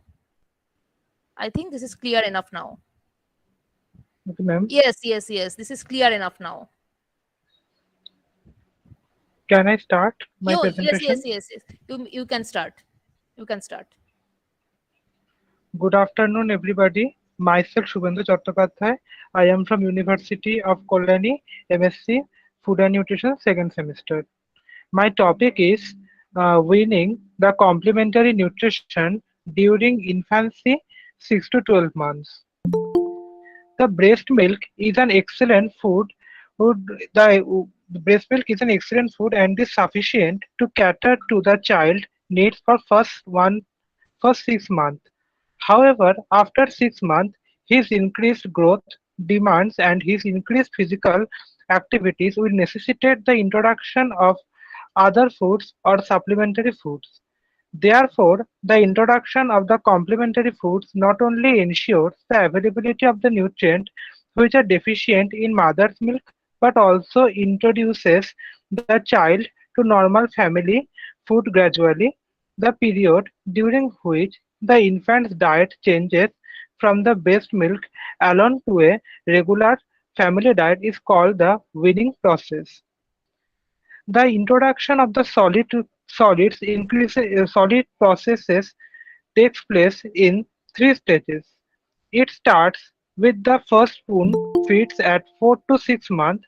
By 12 months, our baby should be enjoying the family meals. This is the stages of the weaning, the stage 1 and stage 2 and stage 3. In the first stage, the puree or soft finger foods are given to the child. Then the semi-solid or mashed foods are given to the child. And next or the last stage, the we can give the family meals or finger foods to the child or the solid foods to the child. There is some types of complementary foods and some homemade instant foods. The amylase rich food or the ARF is the germinated cereal flour which is extremely rich in the enzyme alpha amylase. The alpha amylase clip the long carbohydrate chain in the cereal flour into the shorter dextrin. Even small amount of this type of food liquefy and reduce the bulk of the cereal-based diet. Thus, the amylase-rich food helps in increasing the energy density of the weaning gluels and in reducing its bulk as well. Mother can add amylase-rich food to increase the digestibility of the low-cost weaning food prepared at home. This is the amylase-rich food we can give the child in the stage 2 weaning period. Now, this is the benefits of weaning. The benefits of the weaning is the keep the skin and teeth and eyes healthy, supports the muscle, helps achieve and maintain a normal healthy weight, strengthen the bones, support the brain development, support the healthy growth, boost the immunity, and helps in the digestive function. And the disadvantages of the weaning is, or the problems which are associated with the weaning is the obesity, underweight, food allergy, refusal to take the new foods, choking, and diarrhea. The choking is the main problems during weaning. In choking can be caused as the child is trying to eat, run, and breathe at the same time. Choking can be caused by the peanuts, seeds, small hard sweets, etc. Hard and big pieces of the fruits like apple and vegetable should be avoided for the children under the 3 years of the age since they can cause the choking which can lead to death.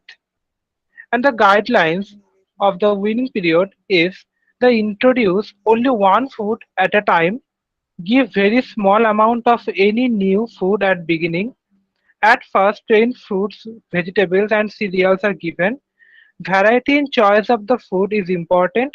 Use a very thin consistency when starting solid food. Food should be given between the breast milk. Give freshly prepared food. Food should be only slightly seasoned. And the conclusion is the premature babies in particular need careful planning of the nutrients in their food to make sure they continue to develop and grow. New taste and texture help encourage baby to eat a range of the food which helps make sure that their diet is balanced later in the life. Solid food helps baby to practice lip, tongue and jaw movement. Eating together is also an important social activity. It is thought that babies can learn skills like eating from watching others. Weaning also provides a great opportunity for all family members to involve in feeding the baby. Thank you.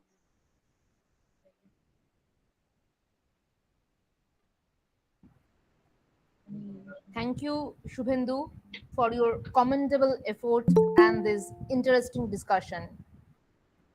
Uh, is there any question?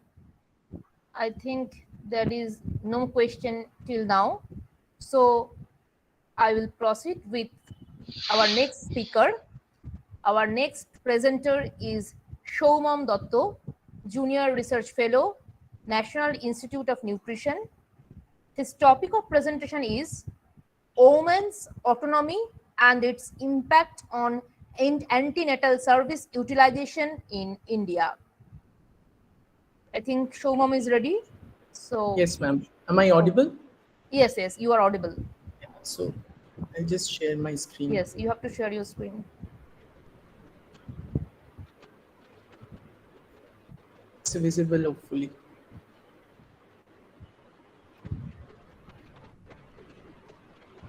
Yes, it is visible. We have to zoom it. Yeah. Yes. Yes, it's Now okay? Yes, yes, it's okay. কেমন লাগলো শুনে? Yes. can So a very good afternoon to everyone. you can zoom I'm it a little Soham bit Datta. more. You can zoom it a little bit more. You want me to zoom? Okay, 1 second.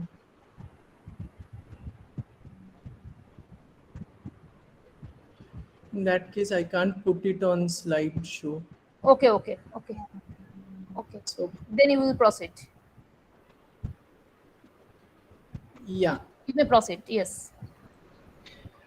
So good afternoon to everyone. I'm Soham Datta, currently pursuing PhD in nutrition at ICMR National Institute of Nutrition, Hyderabad. And the topic which I'm going to discuss today, it's women's autonomy and its impact on antenatal service utilization in India. So as we know, maternal mortality, it's a major public health concern, mostly in the low and middle income countries. And especially in India, where the recent statistics, it's like 103 for maternal mortality rate, which is far beyond the Sustainable Development Goal target of 70. And the obstetric causes account for a significant proportion of maternal mortality, and inadequate utilization of antenatal care services is a major factor responsible for maternal morbidity and mortality. So women's empowerment and autonomy, these are found to be positively associated এটা with, এখানকার I madam think someone has to mute, kindly mute yourself. I would request all of you to mute yourselves and turn off your cameras. Okay. Yeah. Okay, so yes, so women's empowerment and autonomy, these are positively associated with antenatal care utilization, not only in India, but also in other developing countries. And thus identifying the underlying factors which are associated with women's autonomy and its influence on antenatal care utilization, it's like the need of the hour. So let us look at the present scenario of women's autonomy in India. As per the NFHS 5, 88.7% of married women, they participate in household decision making. Now, household decision making refers to healthcare decisions regarding the healthcare of themselves, making major household purchases and visits to their family members or relatives. So the status is around 88.7% for married women. Now 78.6% women have their own bank accounts, which is another important indicator, which they themselves use. 54% women have their own mobile phones, which indicates digital literacy. And 29.3% women have experienced domestic violence. And the situation is better in urban regions as compared to the rural regions. Now, regarding antenatal service utilization in India, we can see that 70%, as per the NFHS 5 recently published, 70% of pregnant women, they receive ANC at their first trimester. But only 58.1% receive at least 4 ANC contacts, ANC 4+, which is an indicator. But now WHO has recommended ANC 8+ indicator. So basically, they have made it mandatory to have minimum 8 antenatal contacts during pregnancy period. So, but our NFHS 5 has used this ANC 4+, which is an old indicator. So that is 58.1%. And again, if you take this ANC 8+ indicator, this values will further reduce.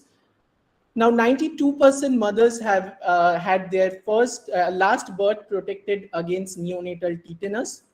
44.1% mothers consume IFA tablets for 100 or more days, and only 26% consume during for like 180 days.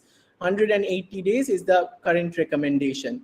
88.6% births are institutional, and it is something interesting to note that ANC utilization has increased from 27% to 46% between 1992 to 2016 steadily. But still, a significant proportion of women, especially young women, they are not practicing proper ANC utilization and care services. And especially in the EAG states, empowered action group states, which are like socio-economically backward states like Bihar, Jharkhand, and Chhattisgarh, these kind of states. Husbands, they have a good participation in antenatal care, which is around 67%, but this usually decreases during labor and immunization. So male participation, it's something very important that I'll discuss. And higher level of women's decision-making autonomy, decisions regarding their own healthcare services, and decision over financial management, freedom of movement. These are the factors which are positively associated with better antenatal care utilization in India. So the factors you can see here, I have categorized them in three different groups. There are socio-demographic factors, there are autonomy-related factors, and there are family-related factors which are responsible, which are associated with women's autonomy and in turn ANC utilization. Higher educational status, higher economic status, urban residence, these are positively associated with women's autonomy. Again, there are certain religious customs and taboos, and these are the things which are not always they do not always have positive impact on women's autonomy. Maternal age, as the age of the mother increases, there are chances that Shoma, yes, ma'am. Shoma, we can't hear you. Is it? Ma'am, Shomam is audible. Ma'am, Shomam is audible. I'm audible, Clearly right? audible. Clearly audible to me, actually. So Can anyone else please confirm once? Madam, can you hear Shomam now? no. But Shomam, please speak something. Yes, ma'am. Am I audible? Yes, now audible. Okay. So, okay, fine.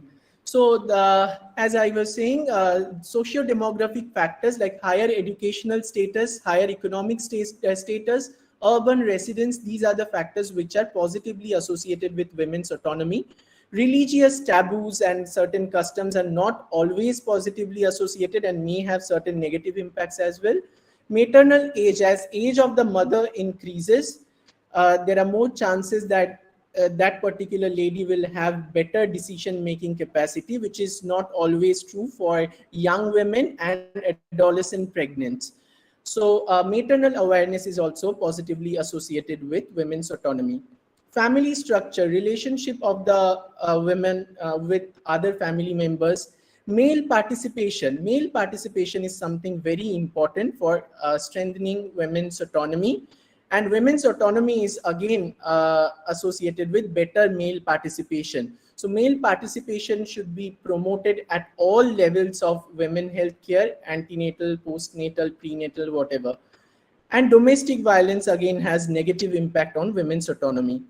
And certain autonomy related factors like decision-making power, control over own finances, freedom of movement, closer ties with natal kins, these are associated with better women's autonomy. Now, closer ties with natal kins, these are this particular factor, it is true for young, newly married women because they are more likely to get help from their natal kins, but those who are like married for so many years, they will usually manage their own or with their in-laws.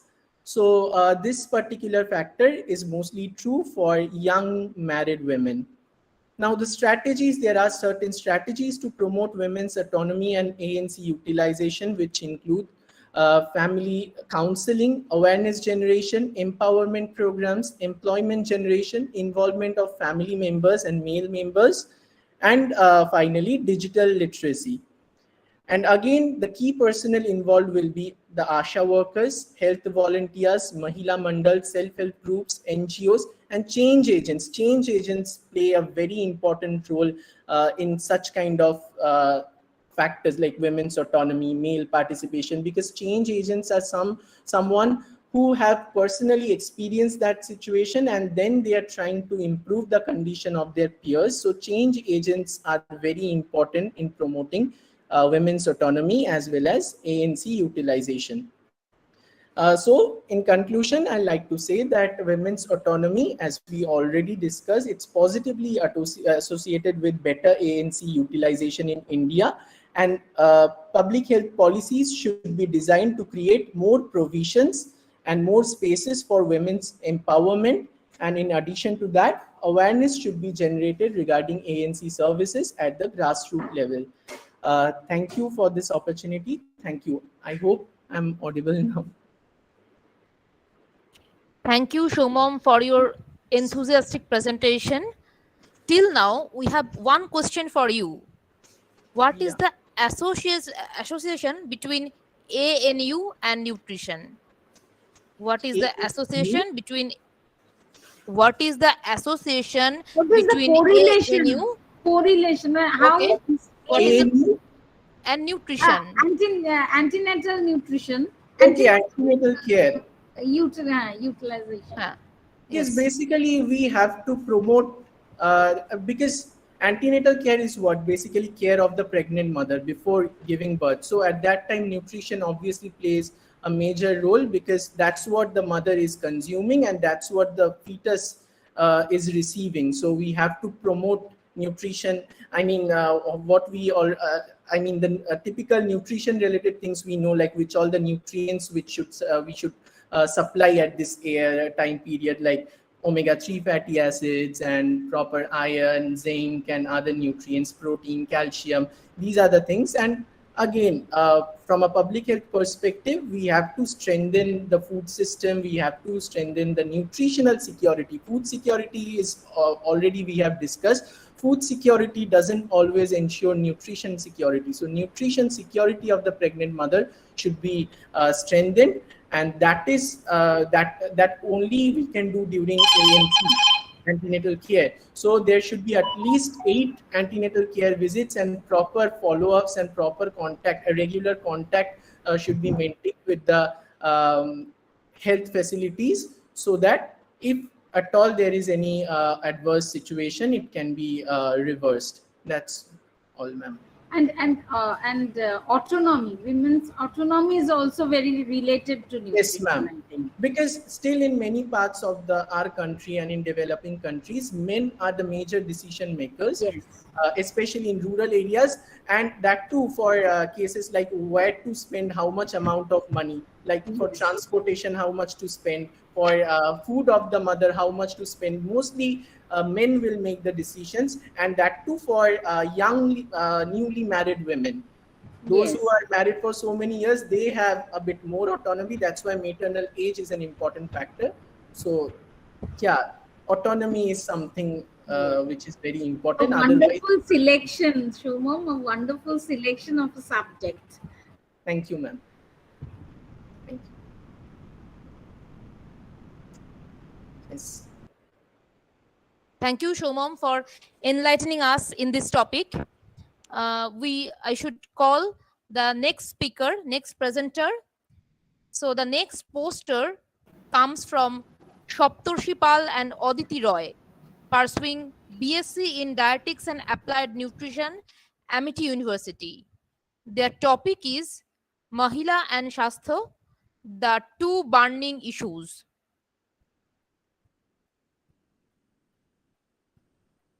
You are not audible. You have to Hello. turn on your Ma'am, mic. Yes. Yes, now you are audible. Good morning to one and all present here. This is Saptarshi Pal from Amity University, Kolkata. Going to present to you about our topic Mahila and Shastha. Today we have gathered in this webinar on the occasion of the National Nutritional Month, and on this occasion I want to highlight the two burning issues which is being continuously occurring in our country, that is the female feticide and the breast cancer. Firstly, the female feticide. What is female feticide mainly? The female feticide is the illegal abortion of the fetus by knowing its sex. we have to stop these things. So here are some pointers or the things we have to follow, that we have to educate the new generations, or we have to educate the people. We have to educate the educated people mainly, because the educated people are the mostly they do these mistakes of this illegal abortion, which is being at higher peak in the urban areas also, as well as in the rural areas. And also we have to spread the message through the mass communication also. Here are some of the reasons and the effects of the female feticide. If we focus on the reasons, I'm zooming the screen. The reasons of the female feticide, the graph we can see that here the higher percentage of the graph showing the society of the woman is not safe, and also tortured by the in-laws is also very much causing reason for the female feticide, because they are the low status of the woman in the society, and the preference of the male child makes them from getting torture from their in-laws in their household activities also, in their homes also, and also they are not getting respect from their in-laws or from the society. So this is the main reason I have considered or focused in the reason of the female feticide. Now coming on the effects, so what are the effects that is being suffered by the society of having female feticide? That is the increase in the crime rates, as there is no girl Can you please share the poster? Ma'am, I have shared it. But it is not visible. Have you any poster?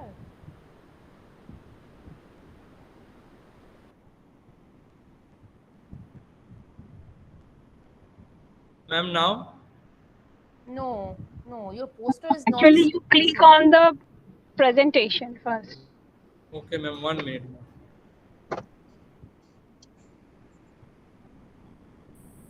Ma'am, now.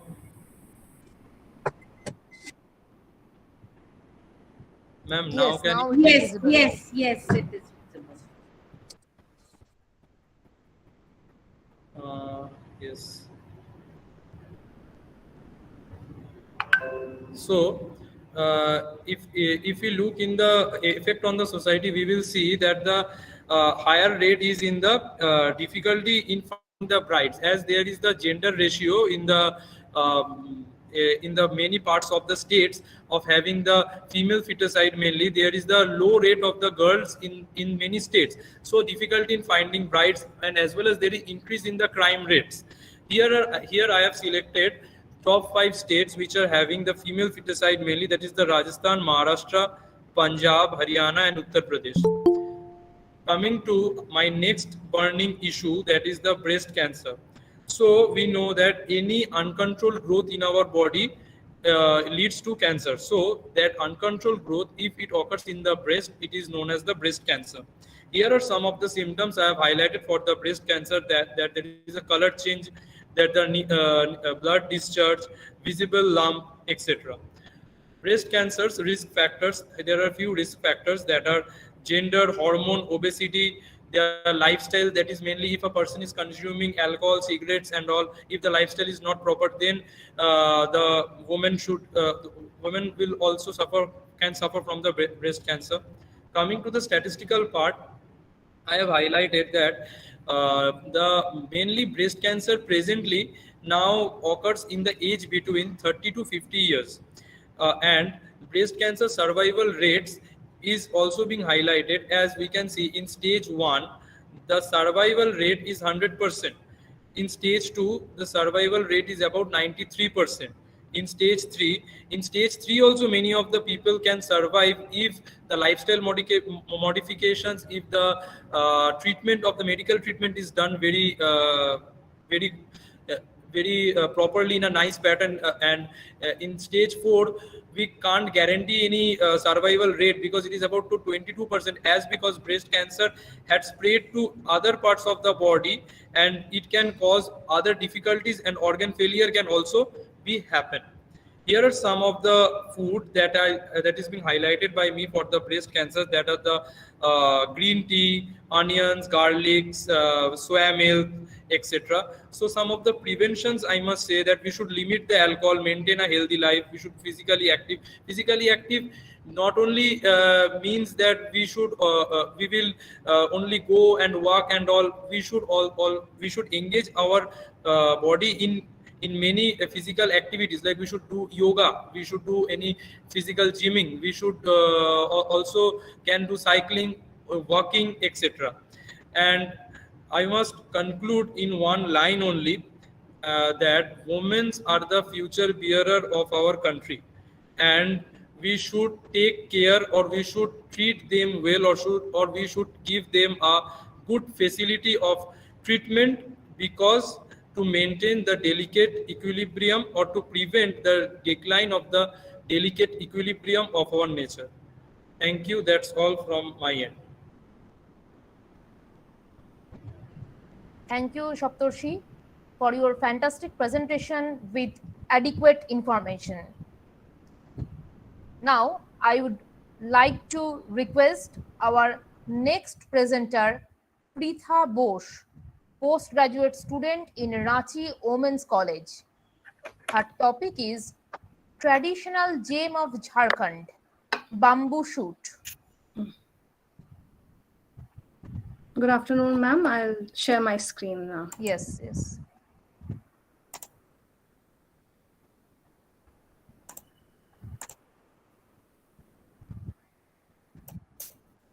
Is my presentation visible?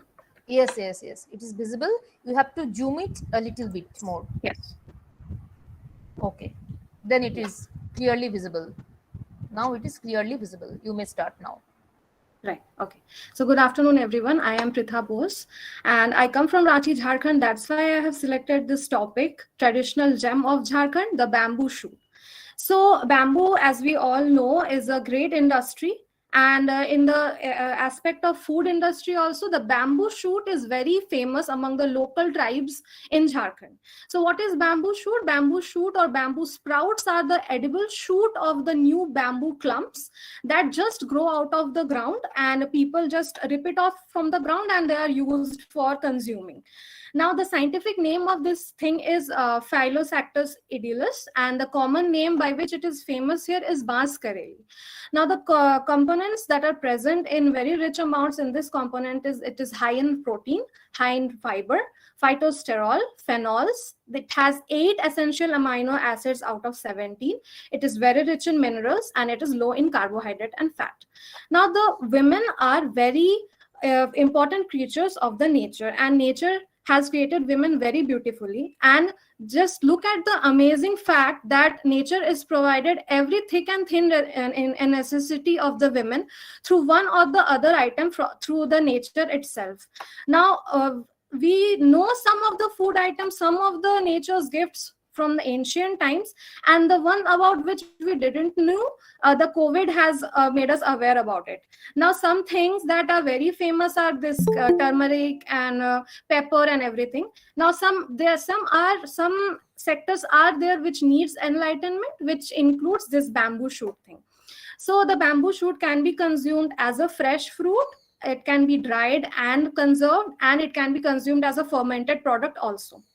There are some general benefits of the bamboo shoot, which includes it is very rich and high in fiber, which acts as a laxative property. It keeps our gut healthy, and the gut is directly related with all the aspects of our health.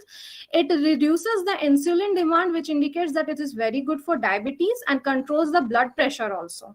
It has phenols. It is rich in tyrosine, which is one of the amino acid. Tyrosine boosts the thyroid functioning and pituitary functioning along with the metabolism. And it is also rich in phytosterol. Phytosterol is found in plants, which decreases the cholesterol, and it is anti-cancerous. Now, coming to the specific benefits towards the women. We all know that we women are responsible or are given the special ability to reproduce. Now, during reproduction, or when the females get pregnant, or when they are nursing, there is a certain increased need of the nutrients when the woman is bearing a child or is nursing. One of the very major mineral which is important for the women is iron, and this bamboo shoot provides the iron with inadequate amounts to meet the high requirements during pregnancy and lactation. The shoots of the bamboo stimulate the uterine for its contraction, which indicates that it is very good during the pregnancy period, which helps in uterine contraction. But during menstruation, it shouldn't be taken because it contributes to menstrual cramps. Now, it also reduces the health hazards during the reproductive health, and it is very good for ideal for bones for the females. And in a research paper, it was found that it enhances the production of natural collagen in the body, which gives the skin elasticity and which is very good for that. Now, coming to the benefits for children, it is very rich in fiber, low in carbohydrate and fat. So it promotes the use of it. The use of this thing should be promoted to prevent childhood obesity. Now, it treats the respiratory problems also very properly, because there is a component in this bamboo shoot present which removes the microorganism which is causing the phalgum through sputum mechanism, and it removes it from the body. Now, the micronutrients present in it in high amounts are very rich and is responsible and beneficial for the growth and development of the child. It treats the stomach disorders because the gut health is directly associated with the nutrients. It boosts immunity and prevents degenerative disorders. Now, coming to the toxicity of this food, that is, it has a cyanogenic glycoside, which is taxiphyllin. Taxiphyllin is present in bamboo shoot, and when it is disrupted from the ground, freshly disrupted, it releases a thing called beta glycosides, which acts on the taxiphyllin, and hydrogen cyanide is produced from it, which is a toxin for human body. Now, the taxiphyllin that is present in the bamboo shoot is very easily decomposed. So, properly cooking this food item and exposing it to heat for a certain period of time, boiling easily decomposes this taxiphyllin. So proper mechanism should be inculcated before consuming this food product. So as a conclusion, I would say that this green gold or the bamboo industry is being used and exposed to many parts of this country and around the world. But this bamboo shoot and the awareness regarding to this food, the nutrients and the benefits should be made more aware to the urban public specifically, because obesity is attacking more towards this kind of population. So bamboo shoot should be inculcated in our daily culture, and also improperly preparation of this food item leads to certain health hazards, including rapid respiration, dizziness, stomach pain. So cook it properly and then consume it. So that's all from my side. Thank you very much. Thank you, Pritha, for sharing your appreciable study with us. Thank you so much. There is no question for you, so I would like to. No. There is a question. Okay, ma'am. Okay, ma'am. There is a question from Srija. Okay, sure. We all know that there are some essential oil which can be produced by the bamboo shoot. Do you know about the essential oil of the bamboo shoot?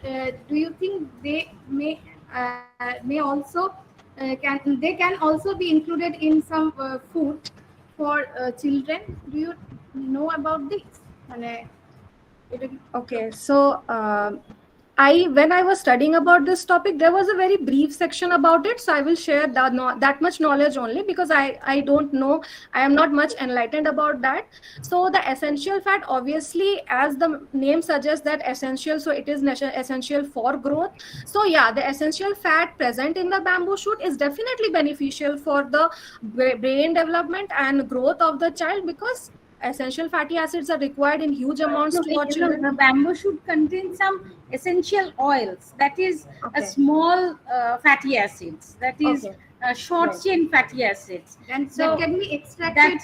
That can be extracted and commercialized, and that can be used as antimicrobials in different food products. There are antioxidants. Yes, antioxidants also.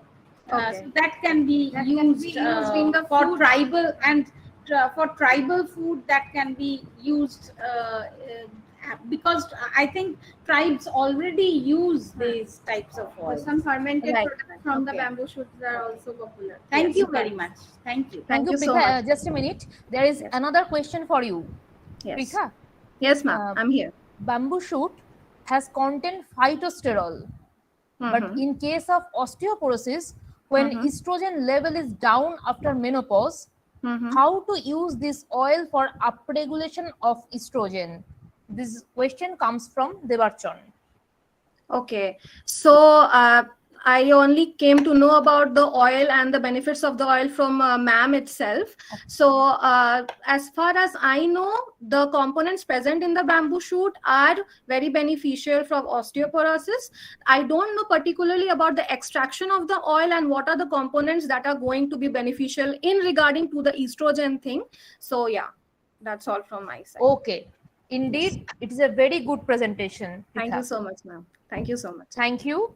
Yes. Now I will move to our next presenter, Deboshmita Kundu, research scholar in the Department of Chemical Technology, University of Calcutta. Her topic is not a meat of choice. Rural people can only afford snails, the poor man's meat. Deboshmita? Are you here? Yes, ma'am. Yes, ma'am. Okay. Then you have to share your screen. I'm sharing my screen. Yes.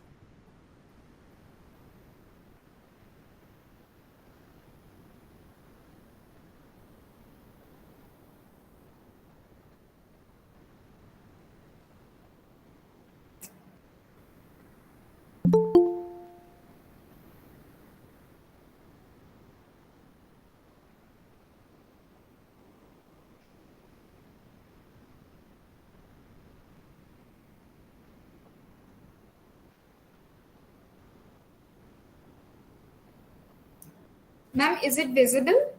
Yes, it is completely visible. It is completely visible.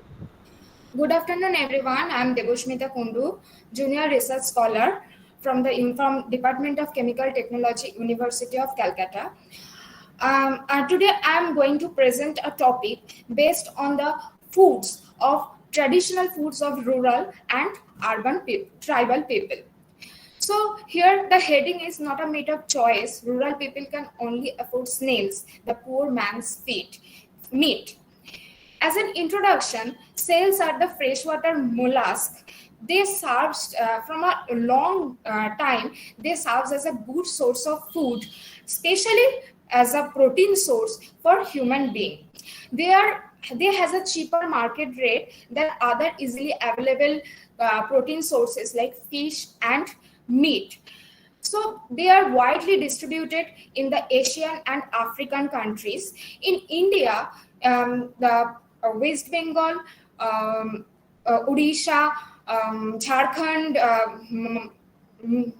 Meghalaya, Sikkim, Assam. Here, the tribal and rural people use snail as their staple food, and also these has economic support. They get economic support from these snails.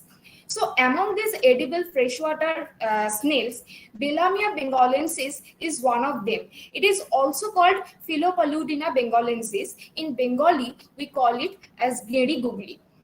So about their habitat, they are mainly found in freshwater snails, fresh stagnant water bodies where the salinity is very low, that is 0.2 milligram per liter, like rivers, streams, lakes, pond, even roadside marshes and ditches.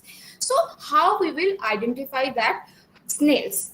So coming to their shells, they are covered with a hard oval shell, and with the upper part is slightly conoidal, that is semi-conical.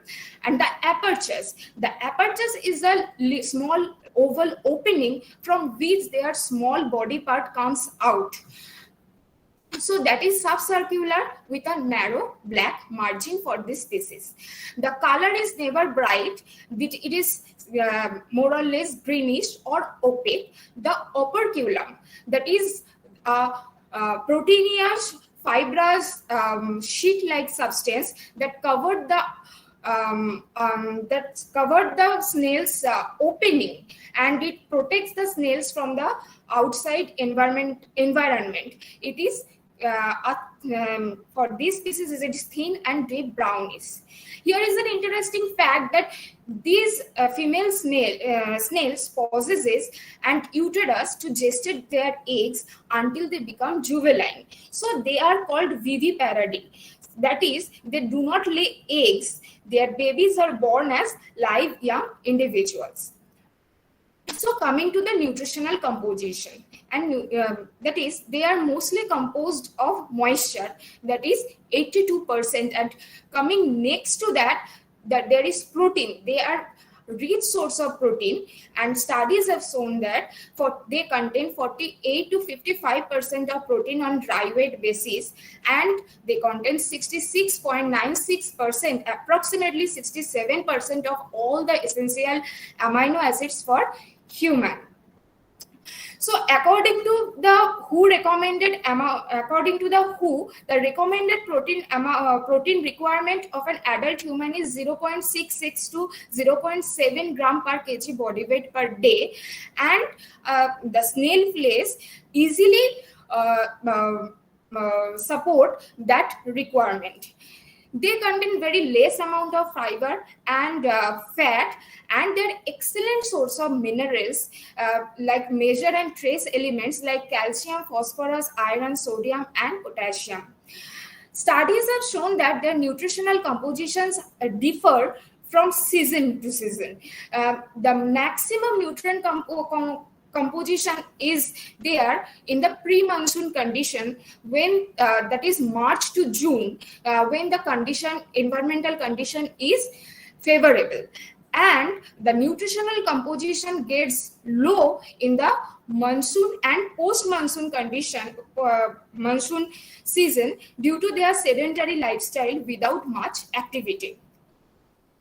So here is a comparison chart where we can see that they contain, the snail's meat contains more protein on dry weight basis comparing to the other easily available protein sources for us, like chicken, meat, beef, pork, even some of the fishes. And also it is shown that other edible species like Pila globosa, Melania tuberculata, among these species, Bellamia bengalensis contains more protein than them. Apart from that, not only they are nutritionally very much enriched, the tribal people and ethnic people also believe that they have some medical properties, and they are used extensively as a medicine to cure some of the diseases like conjunctivitis, night blindness, arthritis, ricket, chronic gastric disorders, giddiness, nervousness, diarrhea, etc. So many studies have been done, and most of the in vitro and in vivo studies have supported their claim of being of having ethnomedical values like anti-carcinogenic, anti-inflammatory, antioxidative, antimicrobial, immune booster, and anti-hypertensive. From these, we can conclude that snails are an important source of nutrient. It also has good taste, easily digestible, inexpensive, easily available, and it is also a very good source of protein compared to the other available sources. For future opportunities, it can be used as a supplementary food for malnourished children. That is very much prevalent in India, and it can be a solution for world food problem regarding increasing population and demand of foodstuff. The commercial utilizations of it will also increase the employment opportunities and income of the poor, below poverty level people, and it has a huge potential to be used as a new drug development in future. Thank you very much. Thank you, Debashmita, for this informative session, informative presentation. Is there any question for Debashmita? Is there any question for Debashmita? WhatsApp. Amrita, please check the WhatsApp. Okay, ma'am. Okay, ma'am. Just a minute. Okay. This question comes from Debarchon. What is the main compound present in snail which showing anti-carcinogenic properties?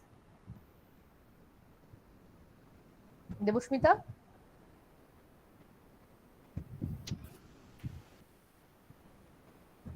Debushmita, there is a question for you. Yes, ma'am. I have actually I have read that, but right now I cannot recall it. Okay. So I will share it in the Chat box? comment box. Yes, ma'am. Yes, yes, yes. Okay, okay. Thank you for your presentation. Now I will move to our next speaker. The next poster comes from Esha Pal and Moushumi Kormokar, Amity University.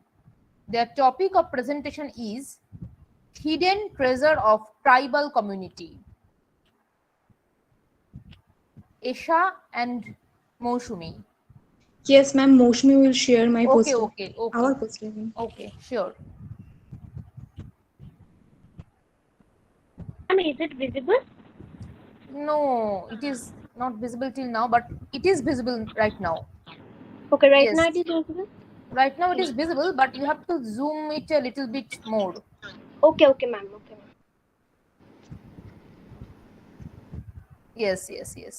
Yes.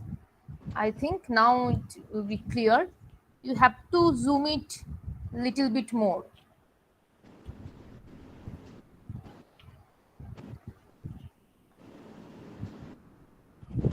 Okay. You may proceed. Okay, ma'am. Good afternoon, everyone. Here we're gonna discuss about the hidden treasure of tribal community, which are extremely important in our. I think there is a problem in your presentation. You have to share your screen because now it is visible. Okay, you may proceed. You may proceed now. Okay, ma'am. Good afternoon, everyone. Here we're gonna discuss about the hidden treasure of tribal community. In India, 104 million people are belonging from the tribal community, which is consisting 8.6% of our country's population. Among them, about 40% of under 5 tribal children in India are stunted. 16% of them are severely stunted. Most of the women are found as anemic. There is some program government is still running to develop a tribal community. From independence to 2022, multiple government policies were set and many programs were organized to develop tribal communities by focusing on their livelihood, education, and health. Among them, Poshan Abhiyan is the renowned one. This program is mainly aiming to improve nutritional status for children, adolescents, pregnant, and lactating women, especially in tribal area. Various program was running under this Poshan Abhiyan scheme. Firstly, they started counseling mothers and their family how to take care of pregnant and lactating woman and child. Currently, kitchen garden are being established at Anganwadi Center where nutrient-rich vegetables have been planted.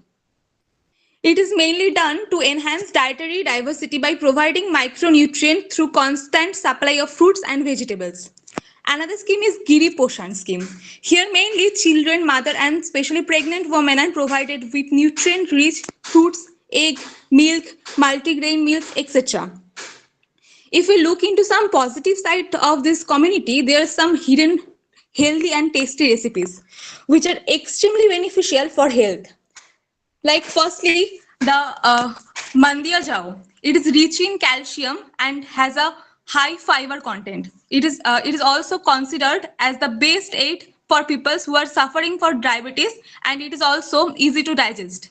Second recipe is Munga Shak, which is mainly made with the drumstick leaves, which is good source of vitamin A, C, and B complex vitamins, which protect us from CVD, mean cardiovascular disease, diabetes, cancer, and etc.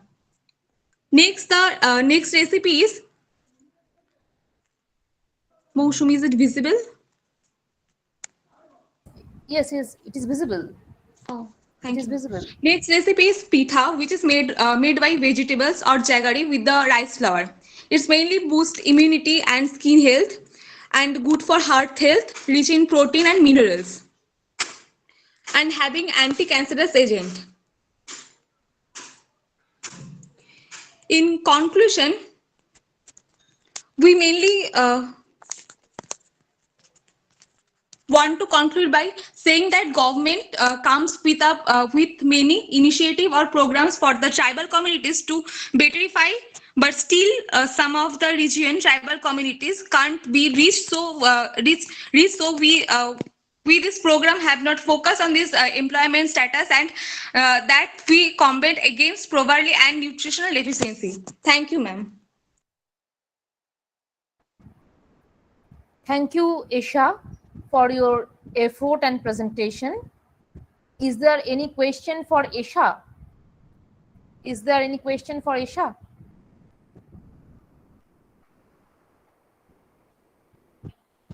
I think there is no question for you. So we may proceed to our next presenter. Our next presenter is Primisha Mukherjee.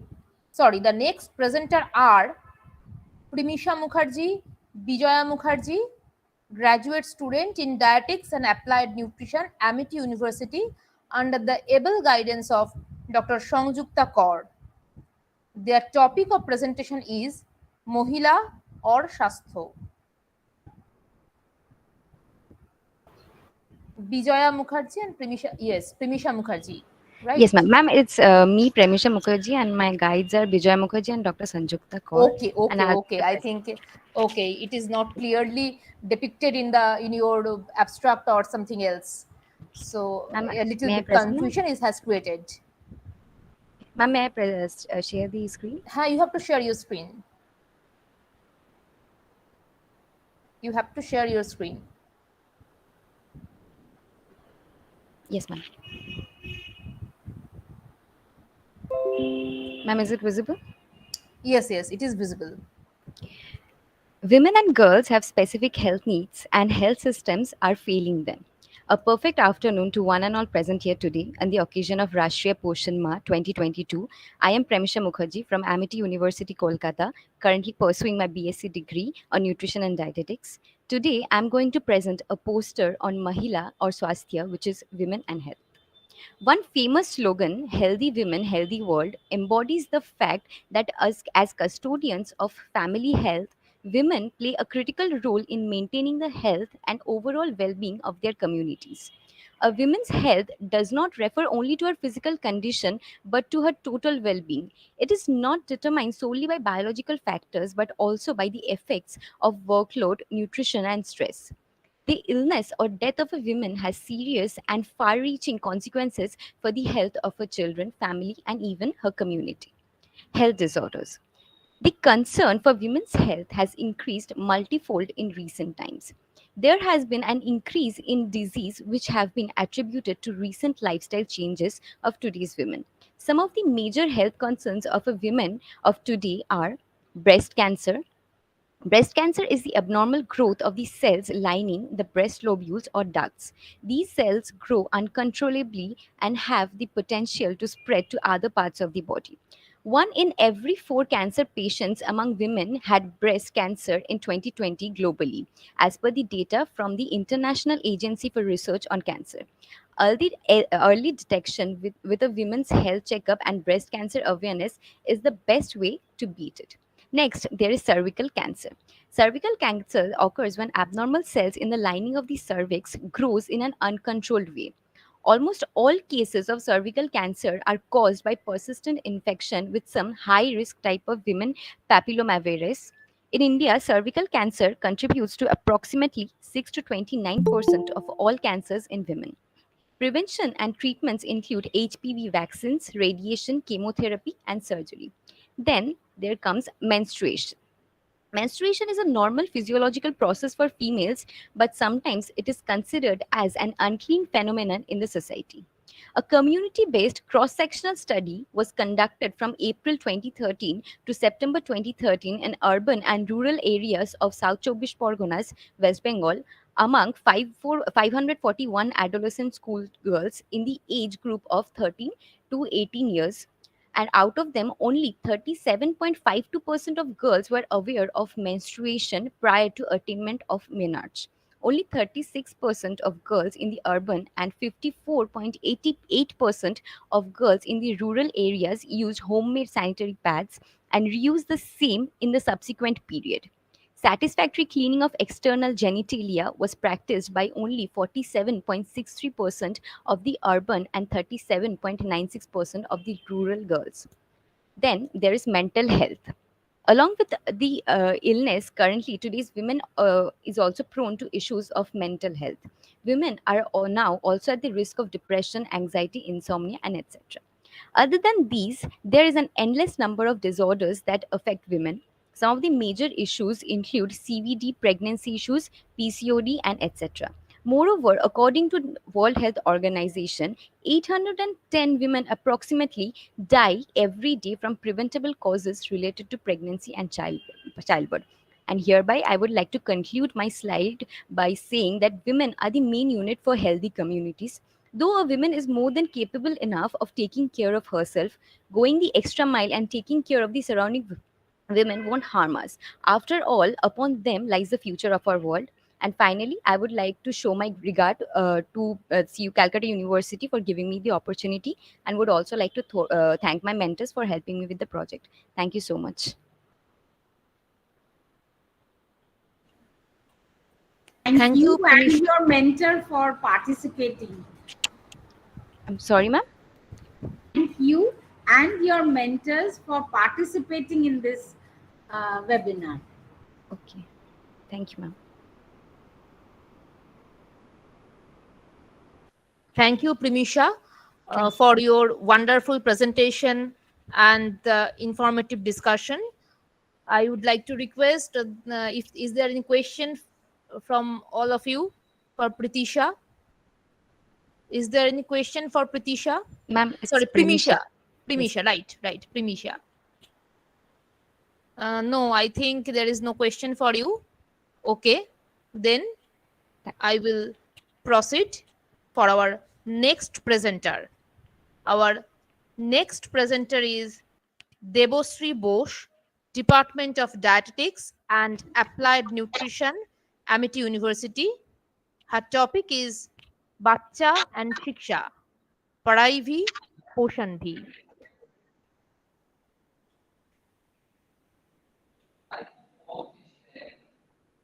Yes, Debashree? Yes, ma'am. Yes. You have to share your screen.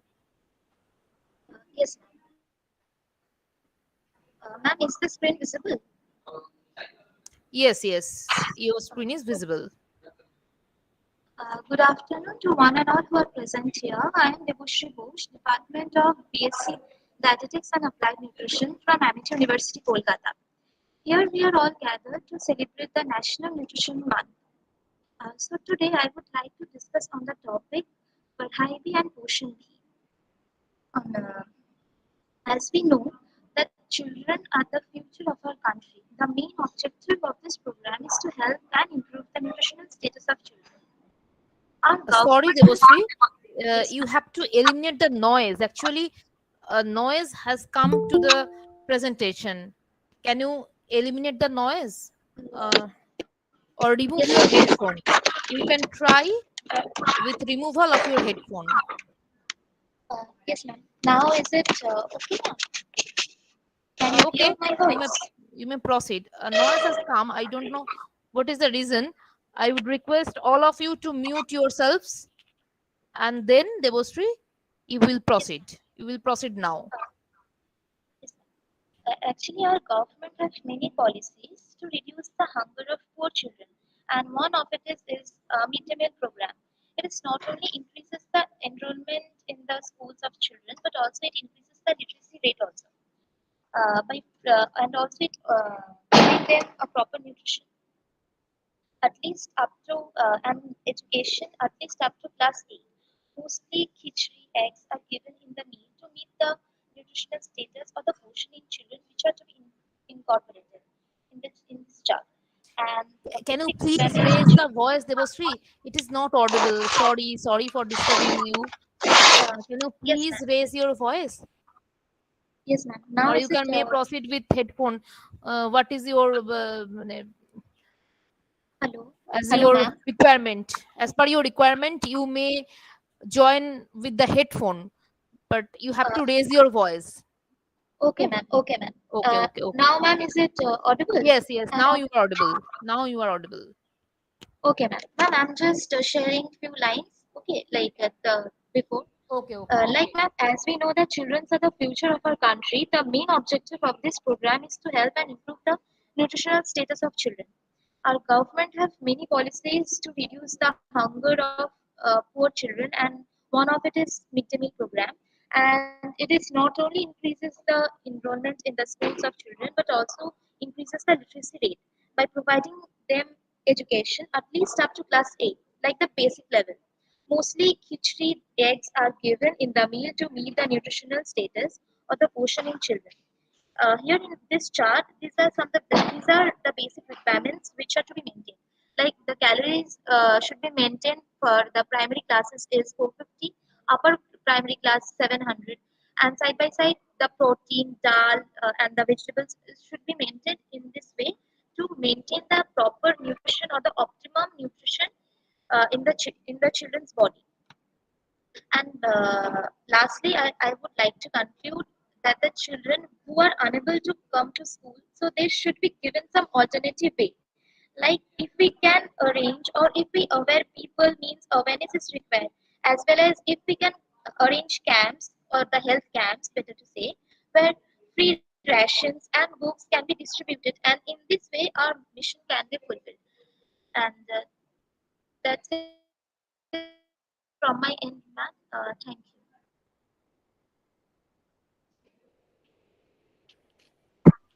Thank you, Devashree, for your presentation. Though I interrupt you several times, but indeed Yes, ma'am. it's a Sorry good presentation. for the interruption. No. It is a technical fault.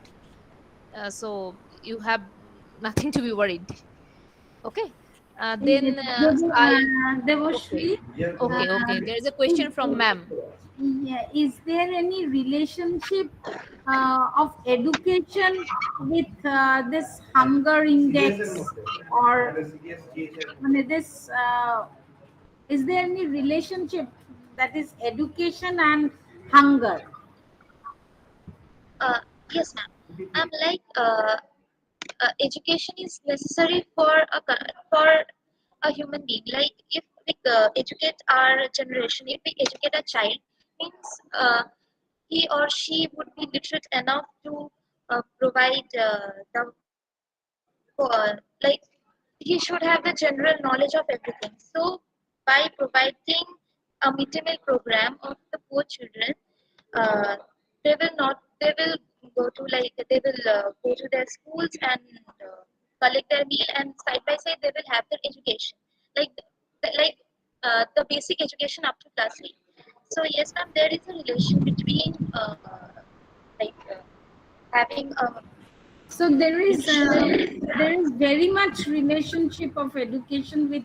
Without education, the mothers, they will not get the right view about what to eat and and what are the things that you should provide to the child. So that all needs education doesn't mean some degrees. So it's very much related that we educate our generations, and especially mothers, so that they can bring up their child in a better way.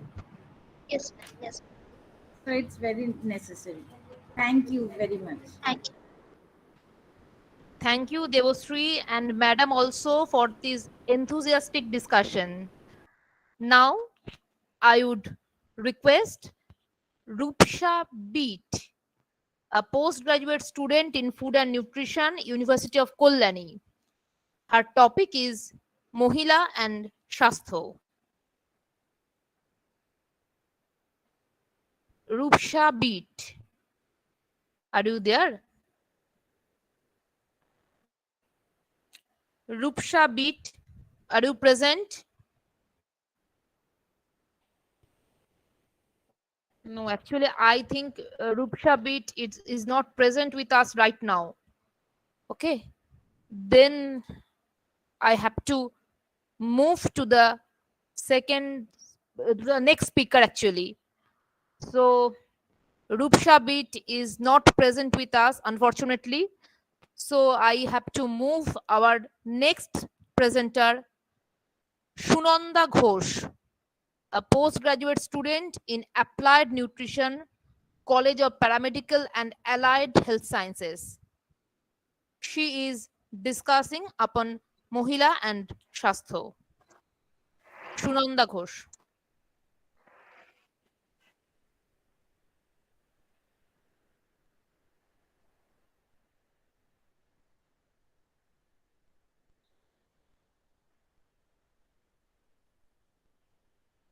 Just give me a second. Yes.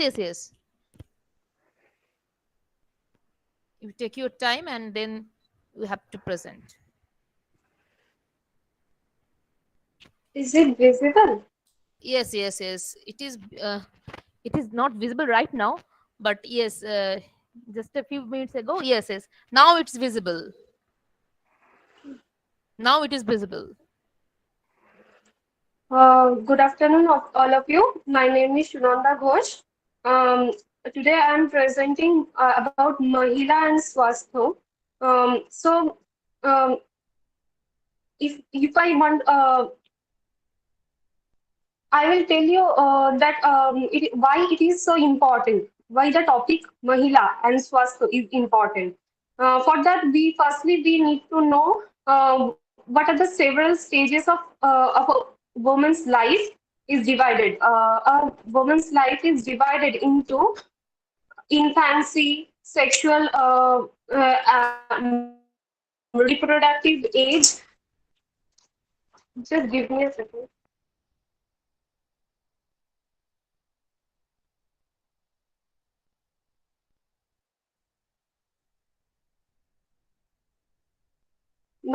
Sorry.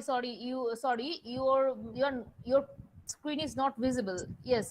Now it is visible. But okay. Yes, now it is visible. Okay. You may proceed. So I will tell you about why is it so important, the topic Mahila and Swastha, why it is so important. Because firstly we need to understood about the Mahila or a woman's life. It is biologically divided into different stages from infancy to adolescent to reproductive age to menopause. In the different stages of her life, she goes through different health conditions and faces some health risks. It is seen that adolescent girl who do not have the adequate access to information about menstrual health and hygiene, like using clean sanitary napkins or using clean water and soap. So they get uterine infections that affects their menstrual health. It is also seen that the mothers are in the approx 800 women. Mothers are there. Approx 800 women die every year around the world, which occurs mostly in developing countries. We need to always remember that माँ स्वस्थ तो बच्चा स्वस्थ.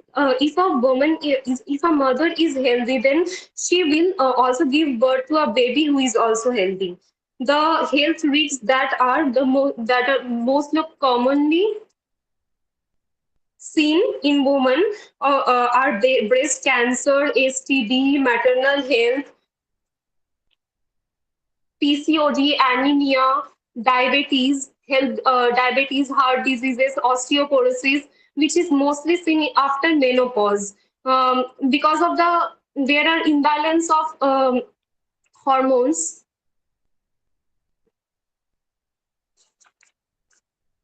The most important thing we need to remember is we need to teach or educate the women to get if they get a proper bre- uh, symptoms like self-examination, early signs and symptoms of breast cancer. If there are any lumps present in the breast, on the armpit, or if the size of the breast is enlarged, then or the swelling or redness is present. Also, having a proper balanced diet and active lifestyle through their life, be it an adolescent girl or a pregnant or lactating mother on a after menopause. Lastly, I want to say that menopause is also a critical stage of a woman's life due to the hormonal changes leads to osteoporosis and other problems. So, proper nutrition as well as access to the health checkup and doctors is important. So, thank you. I will let to end here. Thank you, Shunanda, for discussing on this relevant topic. Is there any question for Shunanda? Is there any question for Shunanda?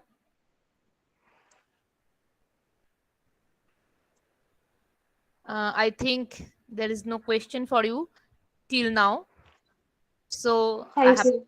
to move to our next presenter, Anisha Ghosh, a graduate student in dietetics and applied nutrition, Amity University, Kolkata. Her topic of presentation is Bacha and Shiksha, Padai Bhi, Poshan Bhi.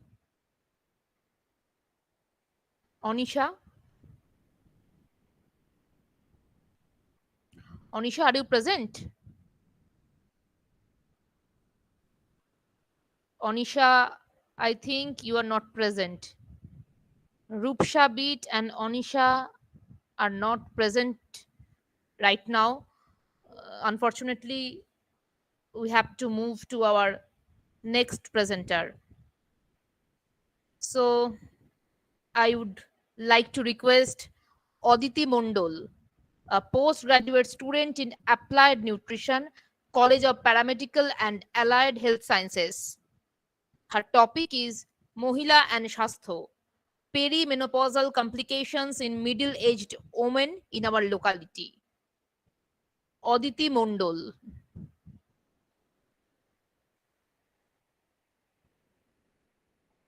Aditi Mondol, are you present?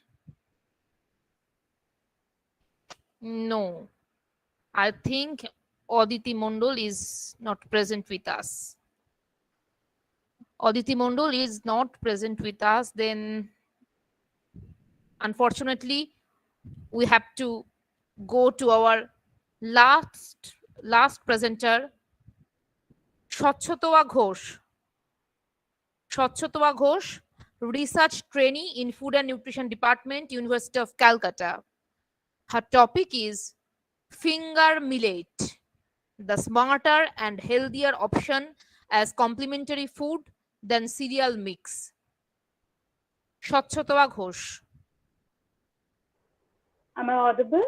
Yes, you are audible. You have to share your screen. I'll share.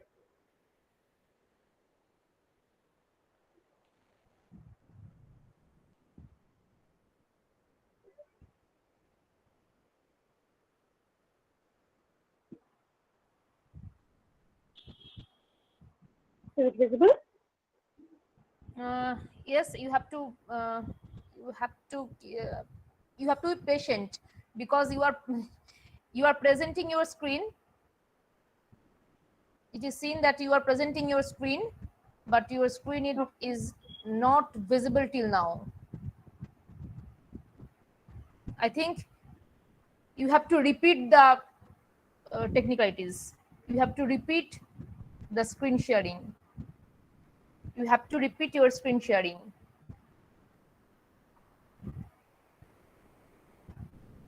Is it visible now? No, it is not visible till now. Sorry, give me some minutes. No, it is not visible till now. You have to repeat it again. You have time, so be patient, and you have to repeat the sharing of your screen. Yes, yes, yes. Now it is visible. Now it is visible. You have to zoom it. You have to zoom it a little bit more. You have to zoom it. Now? I think it would be better if you will zoom it. Now it's clearly Yes, visible. Yes, I'm yes. Now zooming it is it. clearly visible. Okay, okay, Is it okay. visible now? Yes, yes, yes. Now it's clearly visible. You may proceed now. Thank you so much. Good afternoon, everyone. Thank you for giving me this opportunity to present. The main topic of my poster, I'm focusing on two factors. Number one is complementary feeding, and number two is millet, especially on finger millet. So point A, the complementary feeding, and why is it so important in developing countries like India? So what is complementary feeding? Is it moving? Hello? Just a minute. Is Yes, it, yes, yes, yes. It's moving. Is it visible? Okay. Yes, it is moving. Okay. So what is complementary feeding? Complementary feeding is introduction of safe and nutritionally balanced solid, semi-solid, soft foods in addition to breast milk for children aged 6 to 23 months. So so we can imagine that it is introduced to infant after 6 months after the exclusive breastfeeding period. So this is a very, very important, very crucial period for optimal growth, health, and behavioral development. So there is a highly huge need for nutrition balanced and energy dense and easily digestible food with the functional benefits during this period. But what is a major problem in India, especially in rural areas, the major food which is introduced as a complementary feeding is cereal, gruel, and diluted animal food and animal milk, which is deficient of energy and protein and major micronutrients. So as a consequence, there is a major micronutrient malnutrition and other deficiency disorder, and there is also a problem of allergies in infants. So under these circumstances, innovative dietary diversification to reinforce the health promotions and disease prevention is needed. However, this can present a challenge, particularly to those in food insecure households in developing countries. Those have limited access to fruits, vegetables, and animal products. So the strategy must therefore be expanded to intervene with the other plant sources. So as a plant sources, in rural households, generally the rice and wheat used as a cereal, which several studies have showed that these are deficient of protein and energy and several micronutrients. So now I'm moving to what is my focus. Why millet? Why millet as a cereal?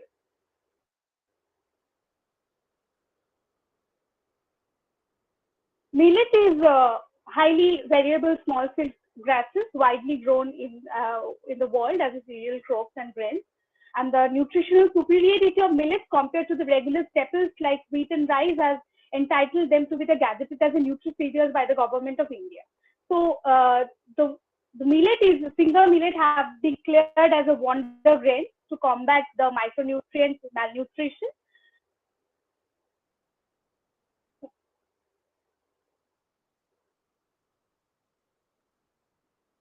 Is it visible? Yes, yes, yes. It's visible. Okay. It is visible. Okay. So, so in India, the WHO have declared, according to the NFHS 5 data, there is a highly stunting rate in rural areas and 35.5, and the highly wasting percentage is also high. and severely vested children percentage of the severely vested children has also increased according to the NFHS 5 data. So we have to, so in this period, the mother will, in these circumstances, we have to choose a smart option for complementary feeding. So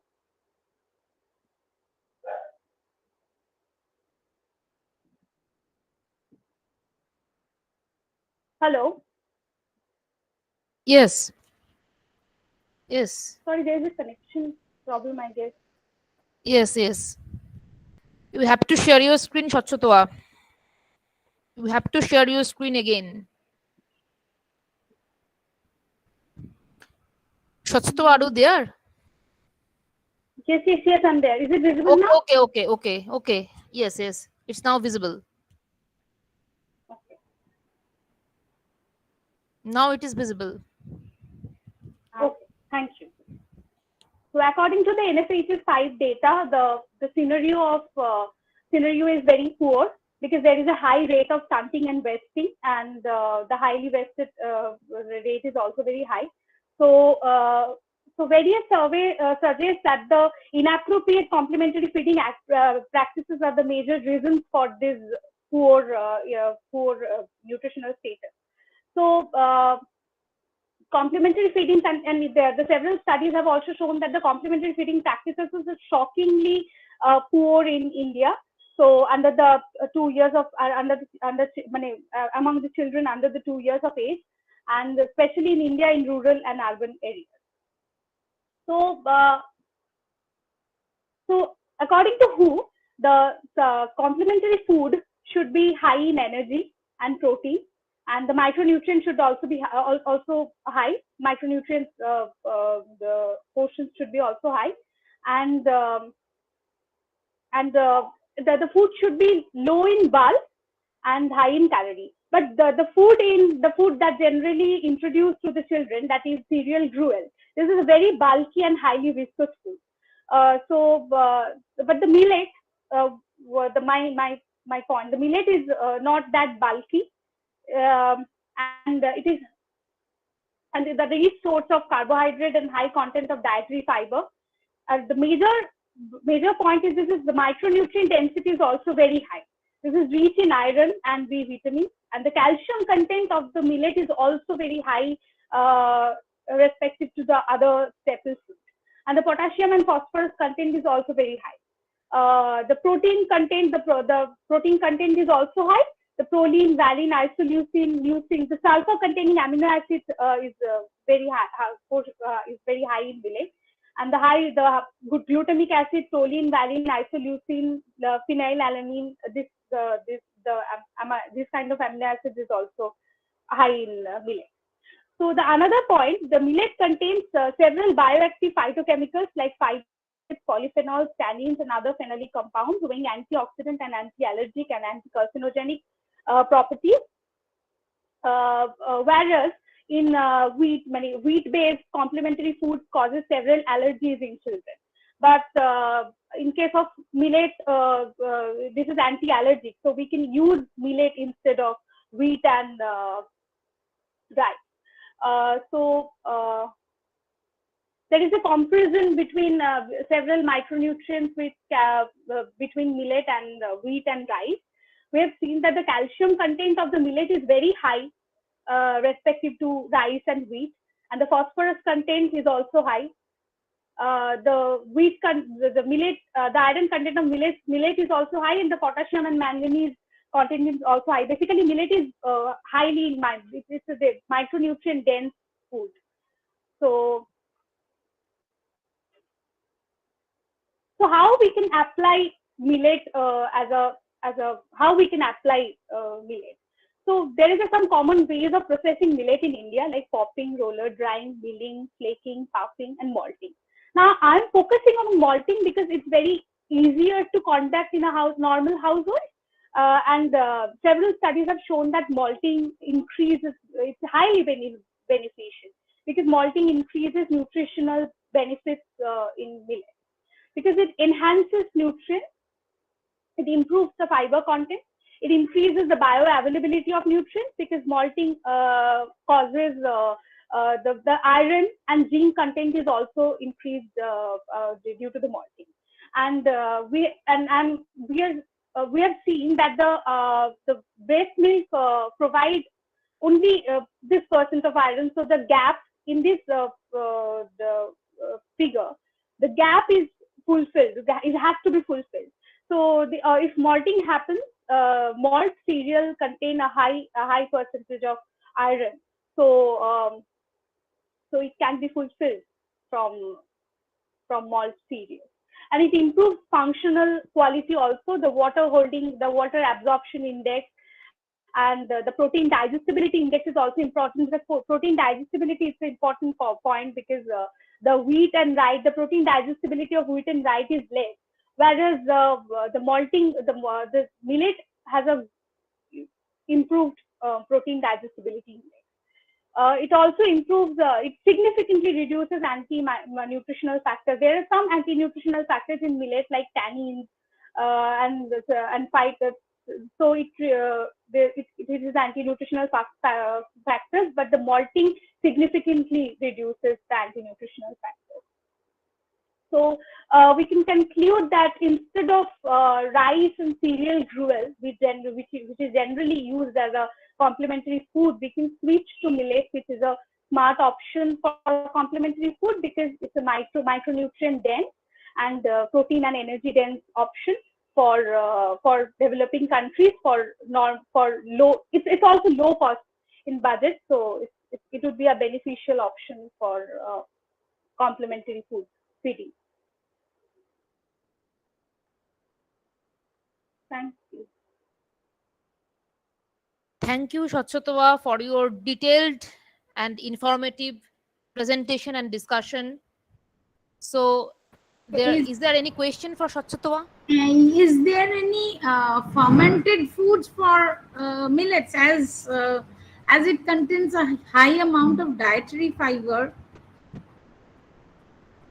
Generally, millet is consumed as a porridge. It's the malt millet powder or roti, nachni roti we say in India. I am not aware of any fermented products of millet, but we can develop my thing. But Yes, I have to study further. yes, we have many fermented foods for millet and especially for children. So sorry, I'm not aware of that. West of India, they produce. I don't remember the names of those dishes, but they produce those fermented products, and they are very easily digestible and more easily digestible than millets because it contains high dietary fiber, so it is not very easy to digest millet. But when they are fermented, they are easily digested and they are used for children diet. Okay. Thank you very much. A very good presentation, Shachwatova. Thank you.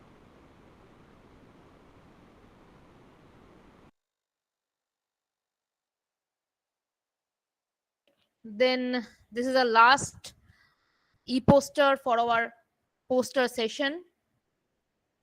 And with this very good presentation, we come to an end with this beautiful presentation series with all your efforts and patience.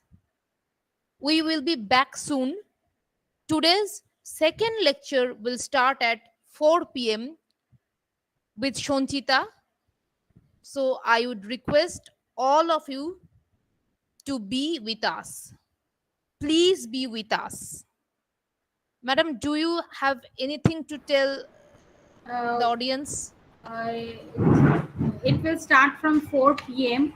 Yes. I think we will get some viewers and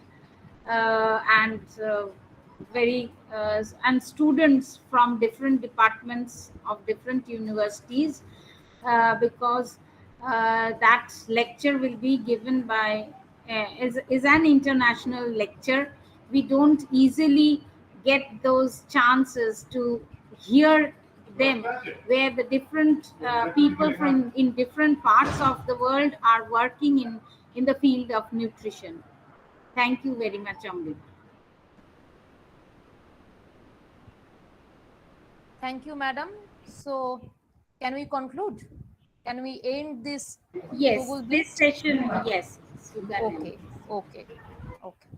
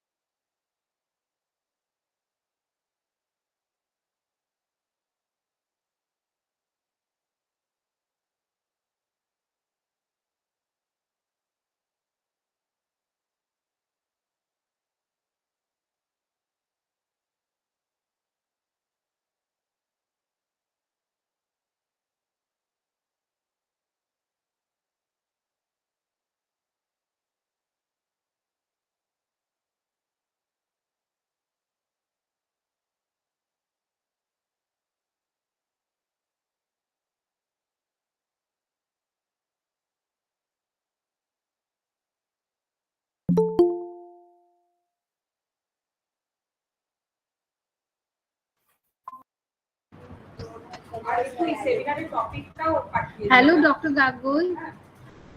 Thank you very much for joining.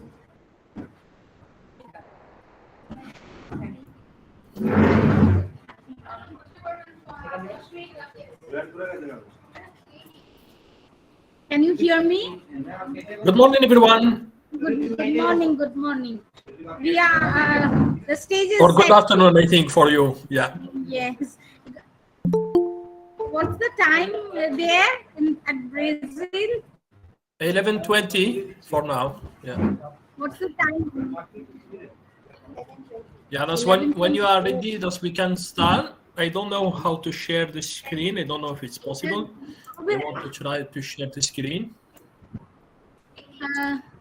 My talk It is today. just after 10 minutes we will be starting. That's great. Perfect. Okay. Okay.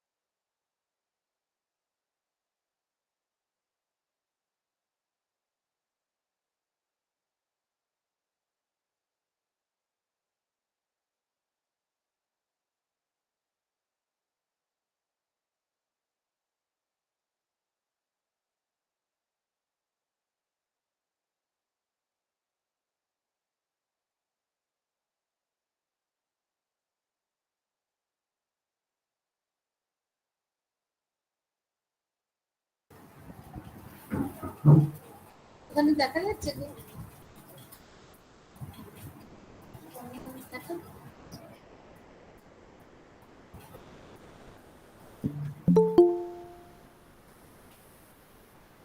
Good afternoon.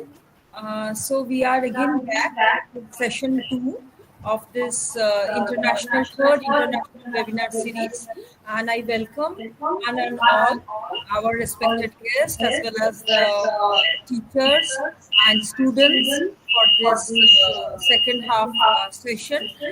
And I would hand over to our student Shojita Mukhopadhyay to introduce our eminent speaker of the second half. So Shojita, please introduce sir.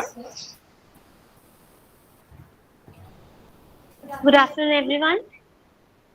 I'm Sanchita Mukhopadhyay, research scholar in human development from Department of Home Science, University of Calcutta. It's a great pleasure to introduce our next guest speaker for today, Dr. Mohammad Gagua. He'll give us a talk about recovery of high added value products from plant and food industry waste using three-phase partitioning, a focus on the use of proteases as tendering and milk clotting agents.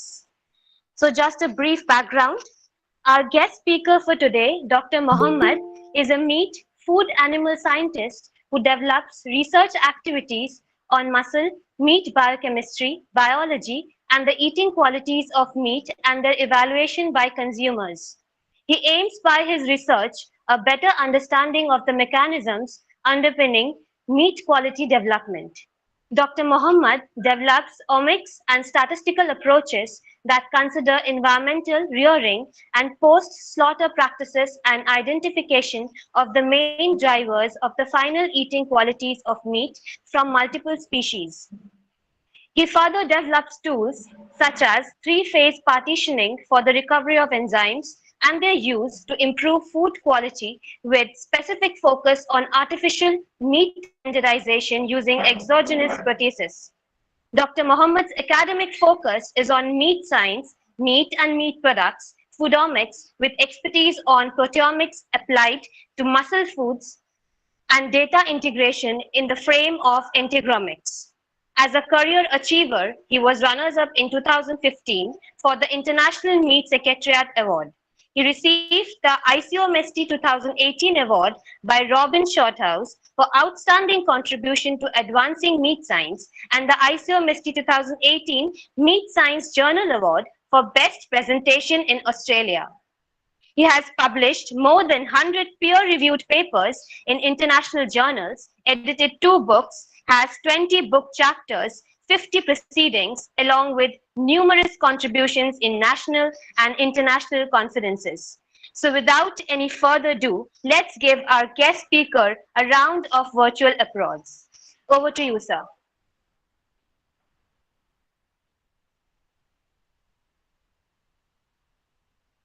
So please unmute yourself. We can't hear you.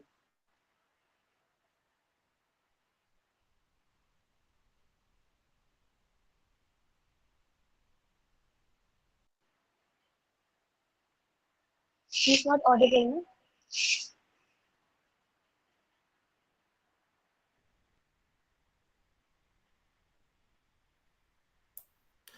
Are you hearing me now? Yes, sir. Yes, sir. You're audible. Okay, I'm so sorry. I will share again my screen. Yeah. Yeah.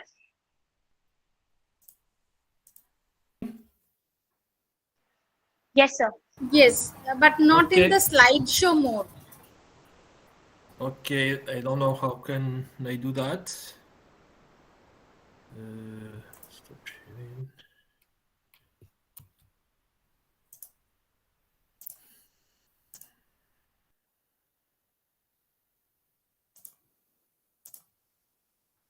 Now? Is it working now? Yes, sir. Yes, sir. Yes, sir. Perfect. Okay. Hello, everyone. I'm so happy to be here and delighted to receive this invitation to share some of our research in the context of using three-phase partitioning, the tool that I will introduce to you today, maybe some of you will be interested. And it's as well very important to say that this tool is highly used by several Indian scientists, from whom I learned as well to develop these tools for the recovery of enzymes. And I focus more specifically on how we can make values from the byproducts of plants or food industry in order to use them as examples, but not only for this, as you will see it today in my presentation, as meat tenderizing agents, or as well for milk clotting for cheese making. Thus, the context of this work is that we will be more and more in this world. By 2050, will be around 9 billion. There will be more than 60% more food that will be needed. Together with this, thus we'll need as well more water. We need to deliver much more context of the greenhouse gas emissions. We will need to use energy, and you know how energy now is very, very important. And all this together, thus there will be, however, in this context, more than around 1 billion of underweight people, around 2 billion that are in overweight and obesity, but yet 33% of food that is wasted, unfortunately. That's how we can change this paradigm, how we can develop new things in order to achieve the sustainability goals. It seems that the reducing the wastage, or it can be one of the interesting solutions for no hungry, for example, and will reduce the all the other contexts that can improve the sustainability of humanity in general. Thus, in this sense, if we go into the circular economy, thus there can be different objectives that we can achieve in this bioeconomy context, but the most interesting one is the zero waste approach. Thus, in this sense, we can develop new foods, develop new products to achieve the consumer satisfaction and deliver the products that they want with high nutritional values, as an example. And then, if we focus in this context, there are different methods. That's for the zero waste approach. That's the example I would give here is the milk processing streams between the past and the present and the future. Thus, in the past, it's mostly disposed, it's not used, or it's only used for animal feed, and with or as fertilizers. And very recently, it's proposed as to extract some whey proteins and can be used in the food industry or for other aspects. But in the future, it seems that we have a lot of bioactivities there, and I think such as the bioactive peptides, and they have high value. Thus, it's in this thinking that we proposed in our context to use new tools or to use new approaches, like in the chapter development of new food and pharmaceutical products. If we focus on this byproducts, to use them as nutraceuticals or food additives. This is just a context. And then for further details, that with a few Indian colleagues, we did a paper where we show that different crab, for example, meat-based product can be produced if we use certain of their processing waste as well. And from other sources, we reported as well that the pomegranate byproduct can be used in muscle foods for several other objectives. Others reported as well that the recovery of high added value compounds from food waste can be as well of interest, and this is like an emerging and hot topic.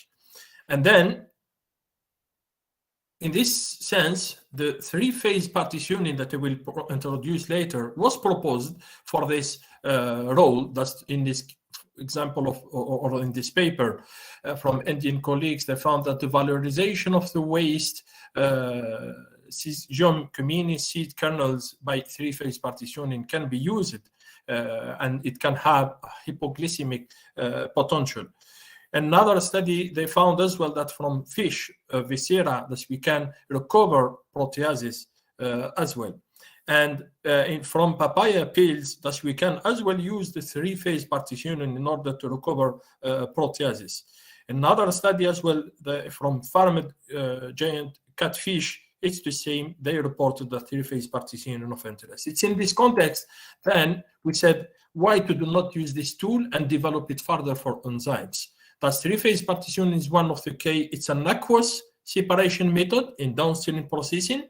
Very simple, very easy. What we need, you need your crude extract, can be from plant, animal, or microorganism origin, where you have your protein of interest. It can be an enzyme or an inhibitor or another type of proteins.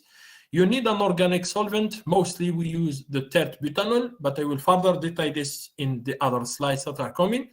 And more importantly, we need as well salt. Salt or ammonium sulfate is known for protein precipitation. Thus, will not change the mechanism in general, but it's a mixture of these three things that will allow, after a certain time, to get three phases. That's why it's spelled as three-phase partitioning.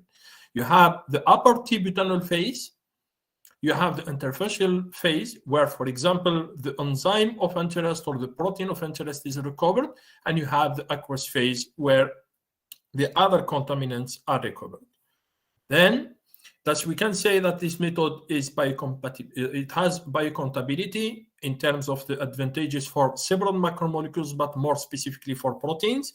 And this method can be evaluated as an excellent method for the extraction of both proteins and enzymes, and also other biomolecules. Thus, if we compare to the conventional chromatographic separation methods, they are very expensive. They need a lot of time, several steps, and the scale-up is not always easy. Thus, to scale up these methods, they are not very easy.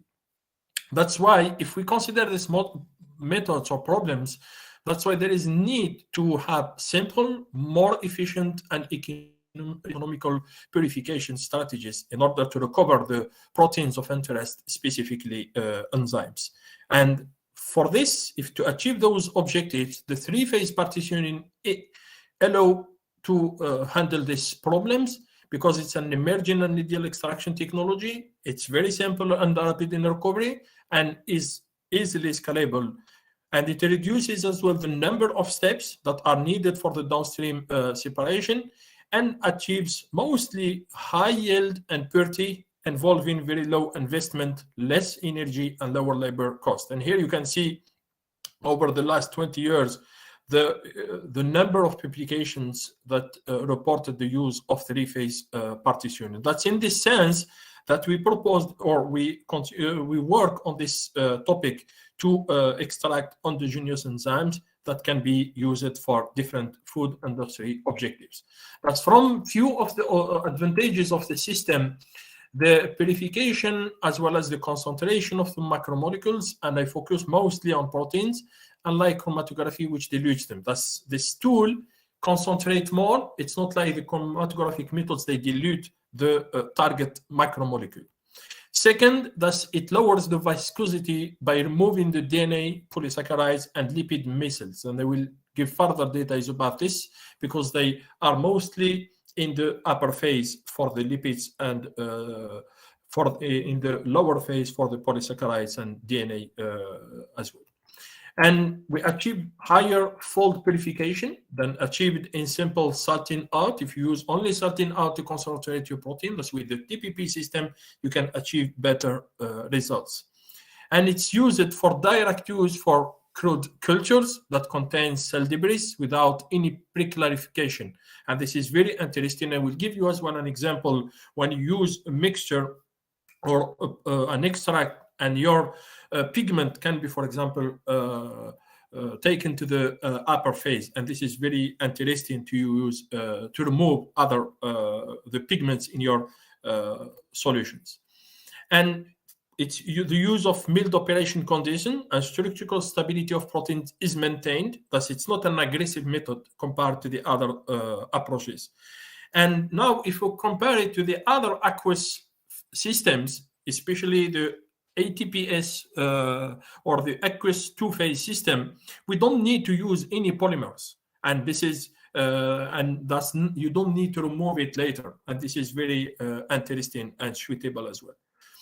And very recently, there were a book that was published and edited by my two Indian colleagues, Minshwar Gupta and Ipsita Roy, which is the first book about three-phase partitioning, where all the knowledge about the applications in separation and purification of biological molecules and natural products are reported. And in this book, as I have one of my chapters, that is enzymes recovery by three-phase partitioning. But there are very interesting chapters here. If you have any interest to this book, please contact me by email, and I can share a PDF copy of the whole book or my book chapter.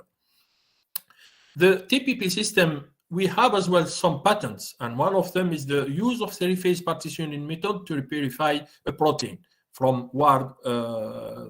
And it's as well used as a method for virus purification. And in this patent, we can see a few of our studies that were cited in this patent published in 2018. This means that there is other potentialities rather than using it only for publication, but there is as well applications after this. Thus, if we focus now on this method, mostly it's used for proteins recovery, but few studies were around more than, I think, 73%. It needs to be updated. Few of them use this to recover oils, lipids and fats, carbohydrates, and small organic compounds. That mostly it's for proteins. And you can see here that the percentage of enzymes is around 50%. Thus, it's more suitable, I think, for enzymes, but as well for other macromolecules. And if we check the literature, what I did in 2021 in the book chapter that was published in the three-phase partitioning book, I gathered all the studies that used three-phase partitioning for the recovery of the enzymes. I identified 81 eligible research papers that allowed us in meta-analysis to analyze this data and see that there are a lot of papers that are published, more likely, would say, from 2015 to date. And then they are published in different journals. They are not only on separation journals, that are in food science journals and different other topics. Thus, we have around 46 journals. And then there is the conventional TPP that I will explain to you, that what I presented, but I will give further details about it. But there is as well other variants that use to purify or extract around 90 enzymes. That's, if you have any interest on one of the enzymes, that you can just check the parameters that were used, and then you can set up the tool. This is then the reference for the chapter if you need it. Just don't hesitate to send me an email, and I will be happy to share it with you all. That's based on this, what we found that these enzymes are mostly produced from microorganisms, 47, and then plants, and few of them from animal origin. And mostly these enzymes, they are glycosidases, but we have proteases, oxidoreductases, and others such as lipases and or hydrolysases. This is if you want to get an idea which types of enzymes that can be recovered by the TPP. Thus, it has broad applications. Now, if we focus on the enzymes that you have here, few examples on the glycosidases, but in our case, we work mostly on proteases. That's my knowledge is on proteases, and we use this in our case to recover, for example, papain, curcumizine, ficin, zenjabain. I will give few examples about this, but it's used for different enzymes and different applications. And here you can have an idea about the use of the, for example, the glycosidases in different, for different enzymes. In the case of the alpha-galactosidase, which is the main glycosidase that is purified or recovered from different sources, and you can see here from where it's purified. All this knowledge, you have it in the book chapter. But there are different variants, as I said. This is the conventional, the three-phase partitioning, is that you have the three phases, and then the upper T-butanol it can be evaporated, it can be reused, and mostly what we found there, they are the pigments and the lipids or oil. And in the interfacial phase, after optimization, and when you use dialysis and drying, I will explain this, and the polymer removal, if you use that or if you add that, that you have mostly proteins and enzymes. If you have a focus on carbohydrates, you can find them there, and DNA. And in the down or in the aqueous salt phase, that's which needs as well dialysis and drying treatment, then you can find other proteins of DNA, carbohydrates, and you can use this for a second round of TPP. But other colleagues developed other methods that they combined in order to increase the recovery or reduce the time, such as the metal ion assisted TPP. And then mostly the conventional system is highly used, but for enzymes, we can see that we have the MATPP, which is the microwave assisted three-phase partitioning. You have the UATPP, which is the ultrasound assisted three-phase partitioning. And then you have the MLF-TPP, which is the micro affinity ligand facilitated TPP system. These are what is used for enzyme, but you have all these variants. It depends on the objective you have. And here in the case of MLF-TPP, it's used for different enzymes, for example, alpha amylase or pectinase. And in the case of UATPP, it's used for proteases or oxidoreductases, because we don't have a lot of studies on this. And then for the MATPP, it's used as well for three enzymes that we have here, and you have the conditions for which it's used. Thus, you can have a great idea that it can be used in different conditions, in different objectives. But in our case, we focused on enzymes and more specifically on proteases, and we focus more on plant enzymes that can be used in food industry for different objectives. But in my research group, we focused on meat tenderization or cheese making or meat clotting enzymes. And in this case, why this endemic plant proteases, we found that they are of great interest due to their properties of activity as they work at different pH and different temperatures. This is of interest, which can be used as an alternative for the calfrenate or as a tenderizing agent. When I was in Algeria before I moved to Europe, that they had like an objective to work on different sources from the country, that's to get these plants from, it can be from flowers, it can be from the latex of the plants, it can be as well from the fruits or vegetables. And I will give you a few examples that we used. In addition to this, I don't have like access to purchase reference enzymes that I need to recover them as well myself, and I worked on zenjabain and papain that are hugely used as well in food industry for different purposes. Thus, when you have your plant extract, plant material, thus you will prepare your crude extract that after homogenization and solubilization using the appropriate buffer. Thus, you will perform a fractionation by cell precipitation. It's always better.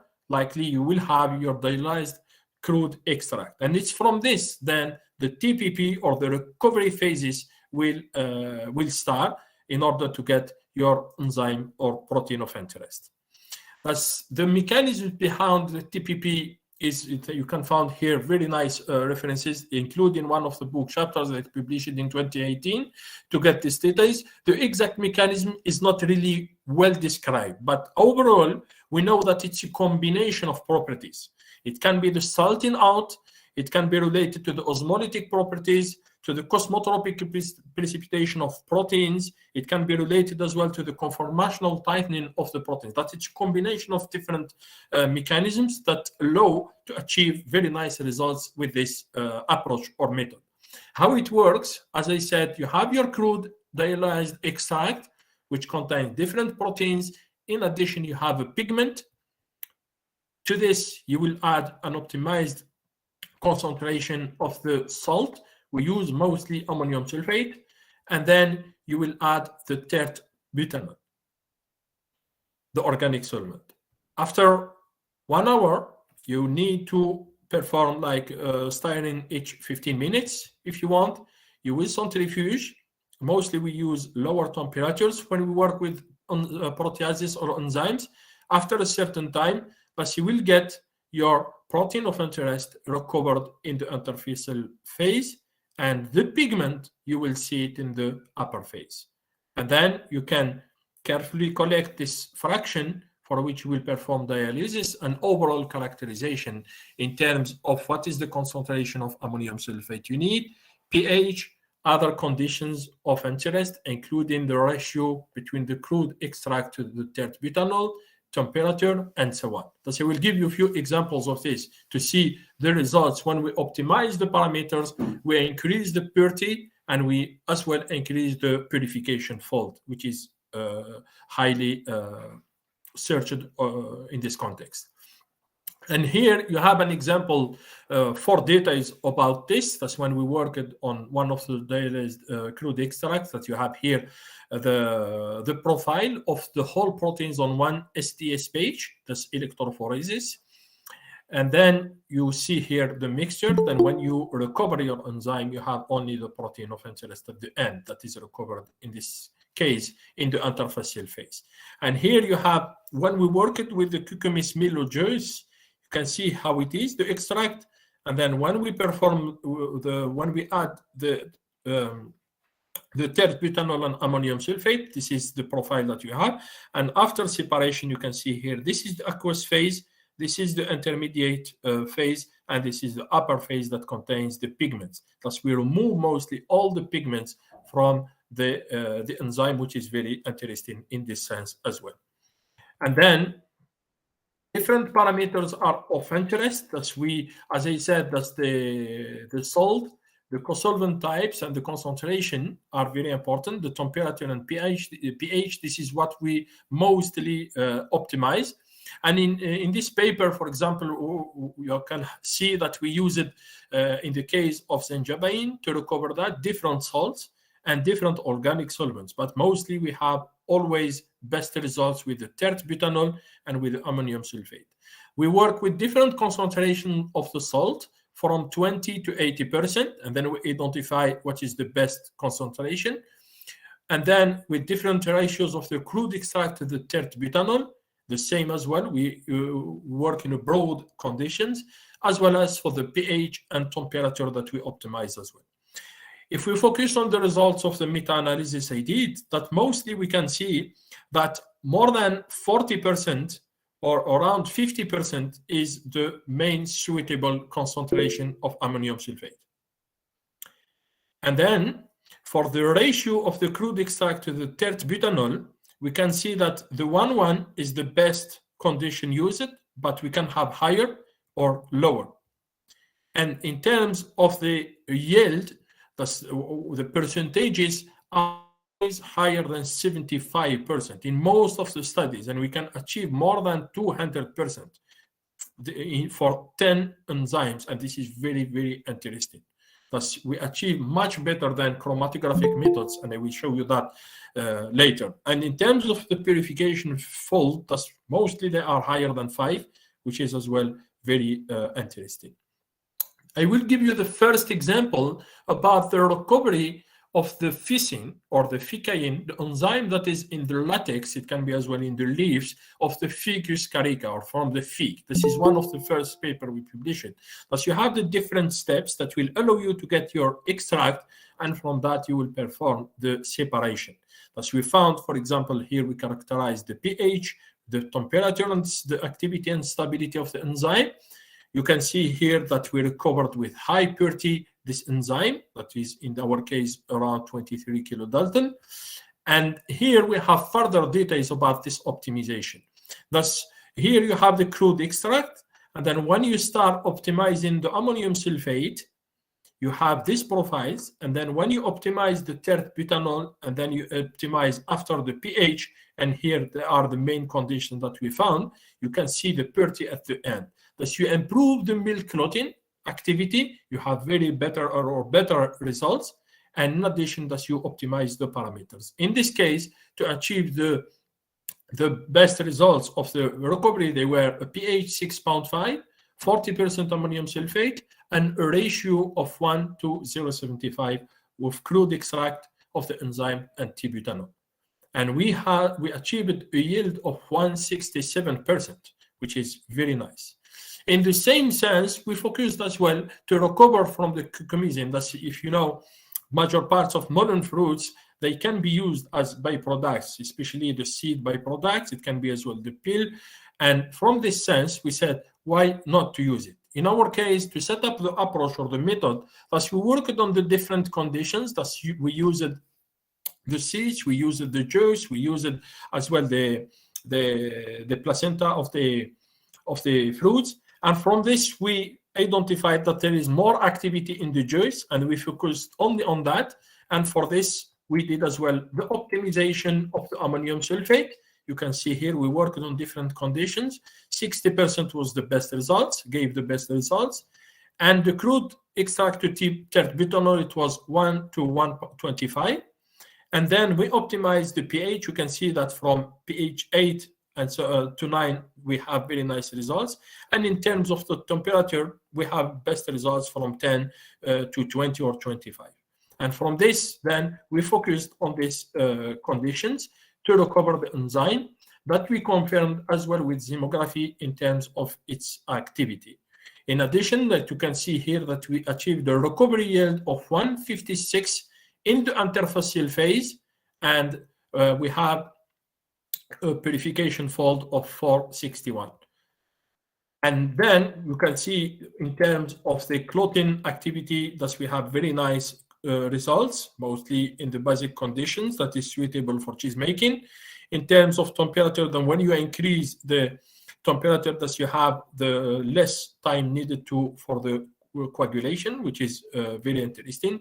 And then there is as well very nice results in terms of the calcium needed for the coagulation.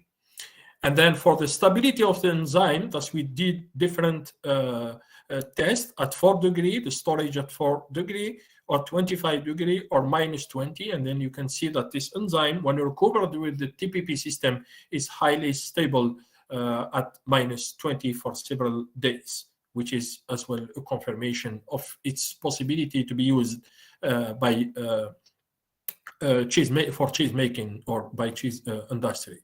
And then if we compare now the results that we have from our group to the others, that we were able to focus on different enzymes, ficin, zingiberine, the cucumisine, and so on. Thus we have the few of them that are separated in the interfacial phase, others in the aqueous phase. But in general, overall, we achieve very high yield recovery and purification folds. Same authors of other colleagues, they were able as well to recover different enzymes and always achieve very high and interesting results for the yield purification, for the yield or the purification folds for proteases. And the principle behind the recovery, if it's in the aqueous or the interfacial phase, that's in the literature, most of them, they are in the interfacial phase, but sometimes they can be in the aqueous phase. In our case, thus we found ficain, cucumisine, calotropin, and the cucumisine-like proteins to be always recovered in the aqueous phase and in the interfacial phase. And for the zingiberine and papain, we found them in the aqueous phase. How this can happen? That's when the system pH, that's your buffer, is lower, very lower than the isoelectric bound. Thus, the enzyme tends to be accumulated in the interfacial phase. That's when the pH is lower than the PI. Thus, it's mostly recovered here because it can be protonated. However, if the pH of the system is very high, then the isoelectric bound of the protein, thus it can be accumulated in the aqueous phase, thus it will not be precipitated here. That's because it's not protonated and it's deprotonated. This is the main principle why few of them are in the interfacial or in the aqueous phases. And just this is like a remark or important, the accumulation in the interfacial phase does not depend on the initial protein. If you have high amounts of protein or very low protein, there is no relationship. It's the functional properties of the protein in terms of the isoelectric bound. And here you have few examples that when you use different enzymes that we were able to recover and their milk clotting activity. And for example, here with the Cucumis milo, we have very nice, interesting results, which is interesting to highlight here. Thus, in general, if we compare in the case of the zenjabain, the enzyme from ginger, that in our case, we achieved a yield of 215, and most of the other studies are very low, and only one that has a certain amount, but a certain percentage of yield that is high, but using 4 steps. In our case, only 1 step allow to achieve such yield, but we have the highest purification fault. And the same as well, if you focus on the cucumizine, we achieved as well very high results compared to the others that report a minimum of 2 steps, and there is always 1 chromatographic, and as you know, the difficulty to set up these methods. And then in terms of meat quality, that's, if you can give you an example, that we use enzymes to improve the meat quality, mostly from older cows, that's from old animals, in order to get tender meat and juicy. And in this paper, as an example, just that is published very recently from our Australian colleagues, they purchased that enzyme as from a company, and you can see here this is the molecular weight, and here the extract or the enzyme they used. That they got that from Digest Easy. They purchased it from BioHawk from Australia, and you can see the profile. It's not highly pure, even when you purchase it in the market. But in our case, this is the profile that we use it, and we have better results if we compare it to this one, and that we confirmed as well with the zymography. Thus, the TPP will allow you as well to achieve this purity, thus better results, and you can control better the end of use of the product, if it's in this case the tenderization of meat. As for the artificial meat tenderization, this is one of the reviews that we published recently, and the potential uses that we use different enzymes.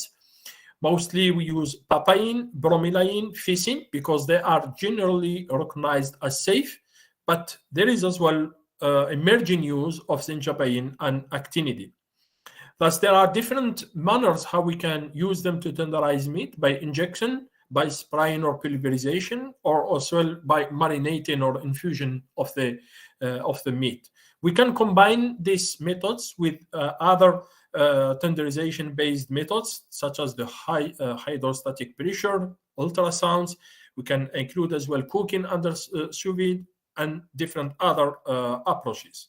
The main finalities or the objectives for which we use the artificial tenderization with enzymes, first, to improve the meat texture and the sensory properties of the meat. And then the 3 recent objectives that we suggested is why to do not generate bioactive peptides and protein hydrolysates, as we can be used as well in this sense. It can be as well used to modify the texture, more specifically for elderly people. And when you improve this, the digestibility, it's something as well that is highly welcome for better bioaccessibility. And thus, this is why we perform artificial meat tenderization. And in our case, we were able to recover papain from Carica papaya latex that we tested for both milk clotting and meat tenderization in the same manner as we optimized the conditions of the ammonium sulfate, the crude extracted tert butanol, the temperature, and the pH. And then we recovered the enzyme that we found in our case in the aqueous salt phase, that after dialysis and concentration, you can see here that we have our enzyme that contains different isoforms. And then we tested this in terms to tenderize the meat of camel, that is known to be toth. Thus, we use different methods: the pulverization, the injection, the marinade, and the freeze-thaw cycle. And we found that in 2 muscles that we use, the longissimus thoracis muscle and the semitendinosus muscles, which are different cuts that have different composition in terms of collagen, in terms of muscle fibers, thus we found that they achieved very interesting results. And we tested as well the water holding capacity, and we found that in the injection, you can achieve very interesting results. And that's what we use it further in another work. And in another work, we focused in 3 enzymes, not only one. Thus, we used the Ficus carica latex, the calotropin from Calotropis procera, and we used the caparain from Caparis spinosa. And from this, we tested the camelimide for different other objectives in terms of proteolysis that we evaluated using myofibrillar fragmentation index. But we found, for example, that the marinade is the best tenderizing method using the 3 enzymes based on the MFI as well as the collagen solubility. And then we found that the collagen, in our case, was significantly hydrolyzed, but when we use the ficin and the calotropin, as you can see it here, mainly in the case of the marinade. That's whatever the method.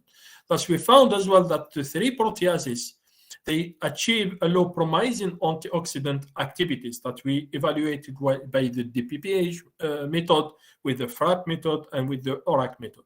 At the same time, we have as well very interesting results for the marinade of the ficin in terms of the ACE inhibitory activity, as well as in terms of peptide content that we evaluated here with the degree of hydrolysis or the OPA method, and then we can see that the marinade injection, they give very interesting results. This is how we use it, that's this method in general. Thus, in terms of conclusion, I will say that in comparison to the chromatographic methods, the TPP is very cheap, simple, and efficient method for the recovery of macromolecules from food industry waste and byproducts.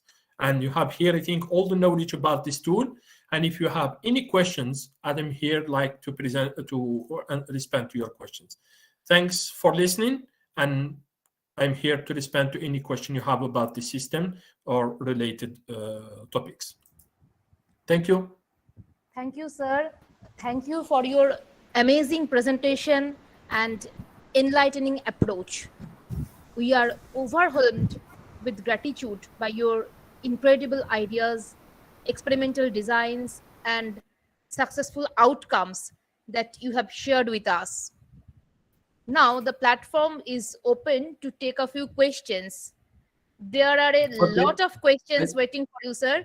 It would be better to have a discussion rather than a simple question answer. So yeah, how do you want we proceed to the questions? Do you want me to read them one by one and then respond? Yes. Okay. With your permission, I would like to begin with the first question. Perfect. First question. Go ahead. Yeah. Yes, sir. The first question from Sudeep Boron. Which is the best method for isolating protein from waste protein sources? I will say that there is not only one best method. There are different methods, but I developed it just to give a snapshot. I developed this method when I was in Algeria before moving to Europe. And when I was in Algeria, I don't have access to chromatographic methods. I don't have money for expensive methods, but I need to find a solution. One of the solutions that I found is the aqueous systems. And then there is the aqueous two-phase system, there is the 3-phase partitioning system. And then I compared both of them. I found that the TPP is an emerging and interesting one, and I used that. And you can see that it has very promising applications. And in terms of the recovery and purification fold, it's very interesting. But then it depends as well on the final objective. If you are working on fundamental research, you want to develop something in terms of basic research, chromatographic methods are suitable. But if you want just like to improve the purity of your extract in order to use it in industry, let's say remove few of the contaminants, aqueous and TPP, aqueous systems in general, they are very useful and more interesting. But it depends on the final objective that you want, for which you want to use that enzyme or that protein in general. Thank you, sir. I have a question. Yes. That is, we also work in this field, and I isolate most of the proteins from waste oil seeds, waste oil seeds, and we utilize mainly the isoelectric point method. We studied all the salting out methods and dialysis, but we found that using isoelectric point, and that is good for seed proteins or the plant proteins. Is it right? Yeah, the TPP as well is used for that. Thus, I would suggest you to check in the literature about this. The TPP is used, and we have very interesting results. And as I said, the problem when you work with the plants, one of the big problems is the pigment. And if we can remove the pigment in the TPP, and then you can take your extract, the new fractions, it can be in the intermediate or in the aqueous phase, and you can go for other methods, because the main difficulty is how we can use the pigment. We can use acetone, cold conditions, but they are not always performant. That's, I think you can try the TPP. It's easy, not expensive in terms of the products. That's why I said I used this when I was in Algeria before moving to Europe. Yes, where we will do. more access to money. Yeah, that's why I said, that's when you invited me, I said, I think this is something that I want to share. And as you will check as well in the literature, a lot of Indian colleagues published very nice papers on this, that you can get access collaborations very easily as well. But mostly it's from Mumbai, I think, Chemical Institute, who used this method. Okay, thank you very much. Amrita, please continue. Yes, madam. The next question is there any activity loss of protein purified by TPP which uses tart butanol? There can be, yes. I will say always, there is always, when you recover an enzyme or a protein, there is always a loss of activity, but it's not huge compared to the other methods. First, we use ammonium sulfate, and we know that ammonium sulfate protects the enzyme thanks to the concentration. This is why we don't have very high loss of activity compared to the chromatographic methods. But yes, as usual, for any protein recovery, you have certain amount of activity that can be lost. Thank you, sir. The next question is linked with this. Can we purify or isolate protein presenting subminimal amounts using TPP extraction? Yes, because we can work with very, very small amounts, and it's working very well. Okay. Especially if you work on enzymes. Thus it depends, because protein is broad, and for enzymes, as you know, if you take 100 grams of the plant, you don't have more than, I would say, 1 gram of the enzyme. Thus, yes, it's used with very small amounts. But the first important step is the preparation of the extract and its concentration and dialysis. When you have very well prepared starting material, you will have very interesting results after that.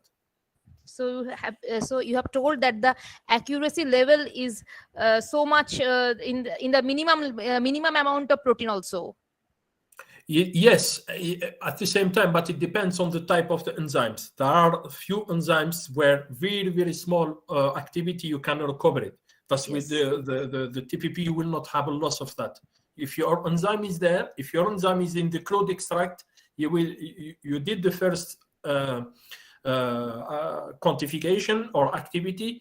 If it's there, you will get it after, but with enhanced activity always. This is one of the advantages of the TPP system. TPP extraction, right, sir.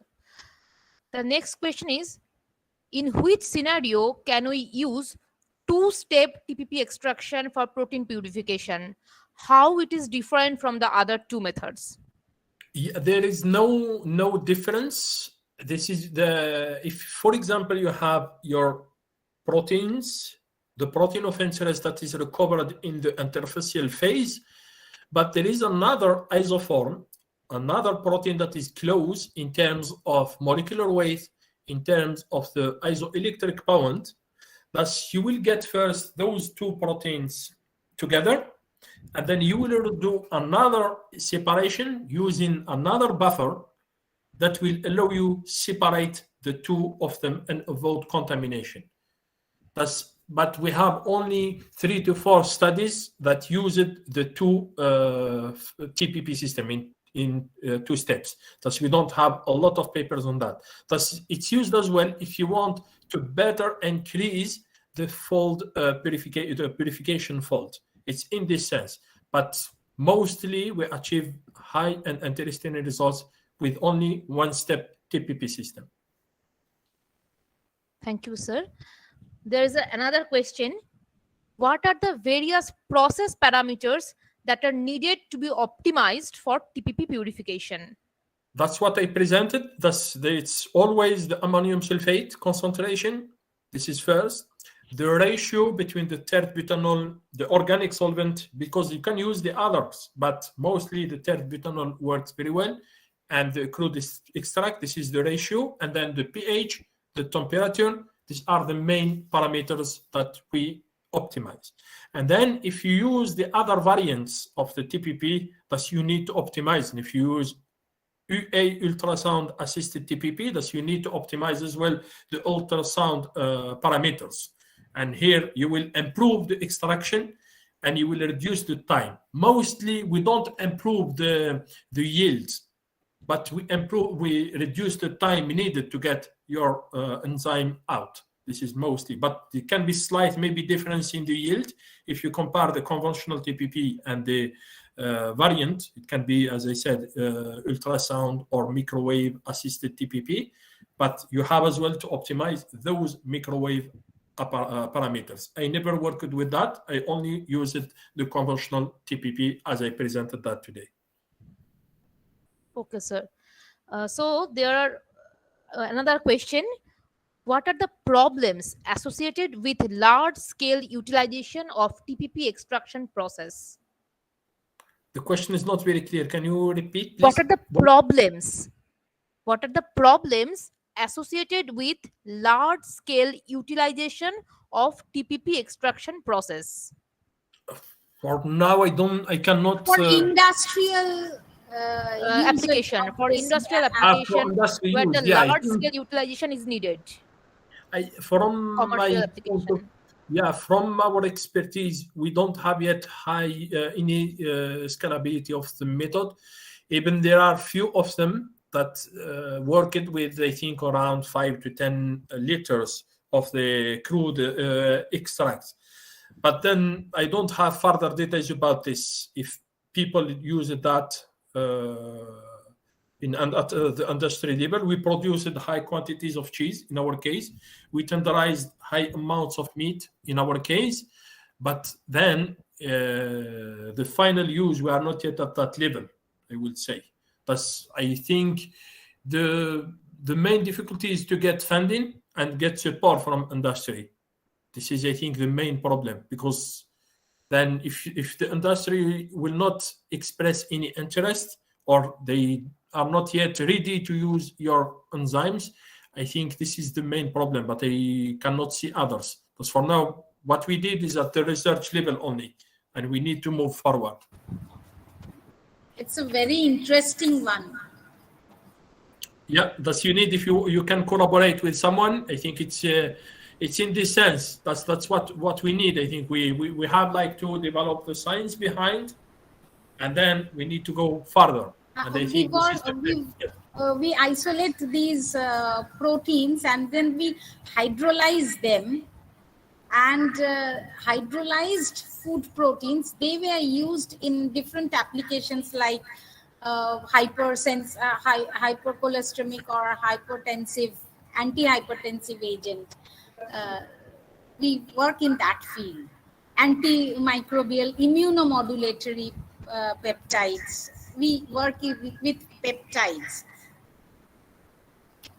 This is a very, very interesting topic, and it's a hot topic as well, an emerging one. I think if you can develop further on this one, it's very interesting. And what's also more interesting is to compare the conventional recovered enzymes, if we focus on the papain with the TPP1, and you can compare the activities, and by using as well the bioinformatics, you can further identify the bioactive peptides and from your hydrolysis. And I think this is one of the interesting topics if few of you are interested. Yes, sir. And we can also analyze the functional properties like emulsifying, foaming, that properties. Yeah, it depends on the topic. Yes, yes, for sure. And Yeah. we can It's like an compare enzyme it. that you will recover your enzyme with less cost, because if you want today to buy, I think the papain from Sigma or Merck now, I think it will cost around, it depends the quantity if you want. You need a minimum of 1,000 euro. I don't know how much in Indian. I think 1,000 euro, which is very expensive. And then Very with this expensive. system, if you want, you can, I think the whole work we did, I think it was around 100 euro only. And we worked with a PhD student, worked with a lot of other students because we did different other objectives. Few of the work is published, but not everything is published. And it's a huge. I think you cannot, if you want to develop, this is first, we are developing the basic science. Yes, and then for the application, it's more than expensive. Yes, You sir. can- Yes, it's a very much We are problematic for the eager commercial to- application actually. Yes, we are Yeah, eager to work with you with enzymes isolated ma'am. by you. Then you can please proceed with sir. Yeah, it's a pleasure if there is any opportunity. And I don't know if my friend Aaron Das is here or no. This is a very nice Yes, scientist. I want yes. to say to him hello. I'm very much here. Hi, Aaron. Hi, how are you? I'm fine. Thanks so much. Thanks for the invitation. Yeah, if you can be in touch with your colleagues, if there is any possibility to collaborate in this field.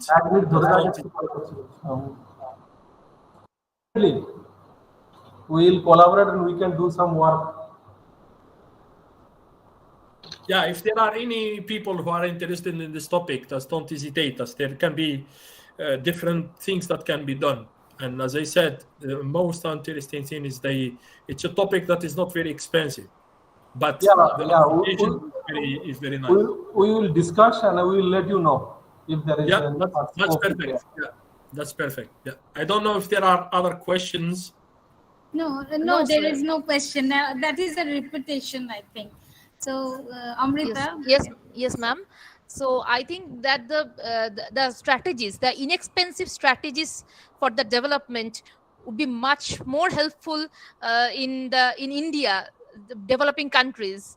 So I think Madam will be interested to collaborate with you and to work further. Yeah, a pleasure. As I said, this is the conventional method only, and then if you combine it with the other approaches, the microwave or the ultrasound, or there you have other approaches, I think it's much more than promising. Yeah. Okay, sir. Thank you once again, Madam. Yeah, Have you anything to pleasure. And I tell? hope that the students were happy to see this tool and learn new Yes, things. sir. We are enjoying And- your lecture. Yeah. Thank if you you need very much. anything else, let me know. Yeah. Yes. Thank you. Thank you, sir. Okay, I will say goodbye and all the best to all of you. Thanks again for the invitation. Thanks, Aaron, for the connection with the university. And I wish you all the best in your career and what you are. And you are always welcome in your department, in our university. Thank you so much. Thank you, sir. Thank you. Thank you. Okay, goodbye, everyone. Thanks. Thank you.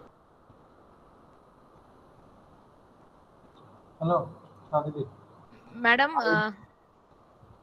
can we conclude? Yes, conclude it. Okay. Thank you, ma'am.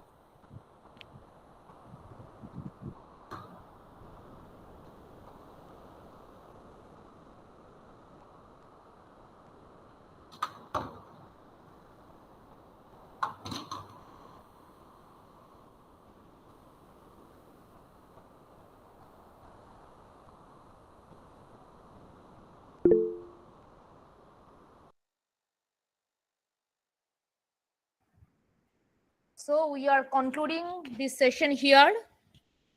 Best of luck for all of your research of young researchers. And we will meet tomorrow at, I think, 10 a.m., right? According to your flyer, we will meet tomorrow. Bye.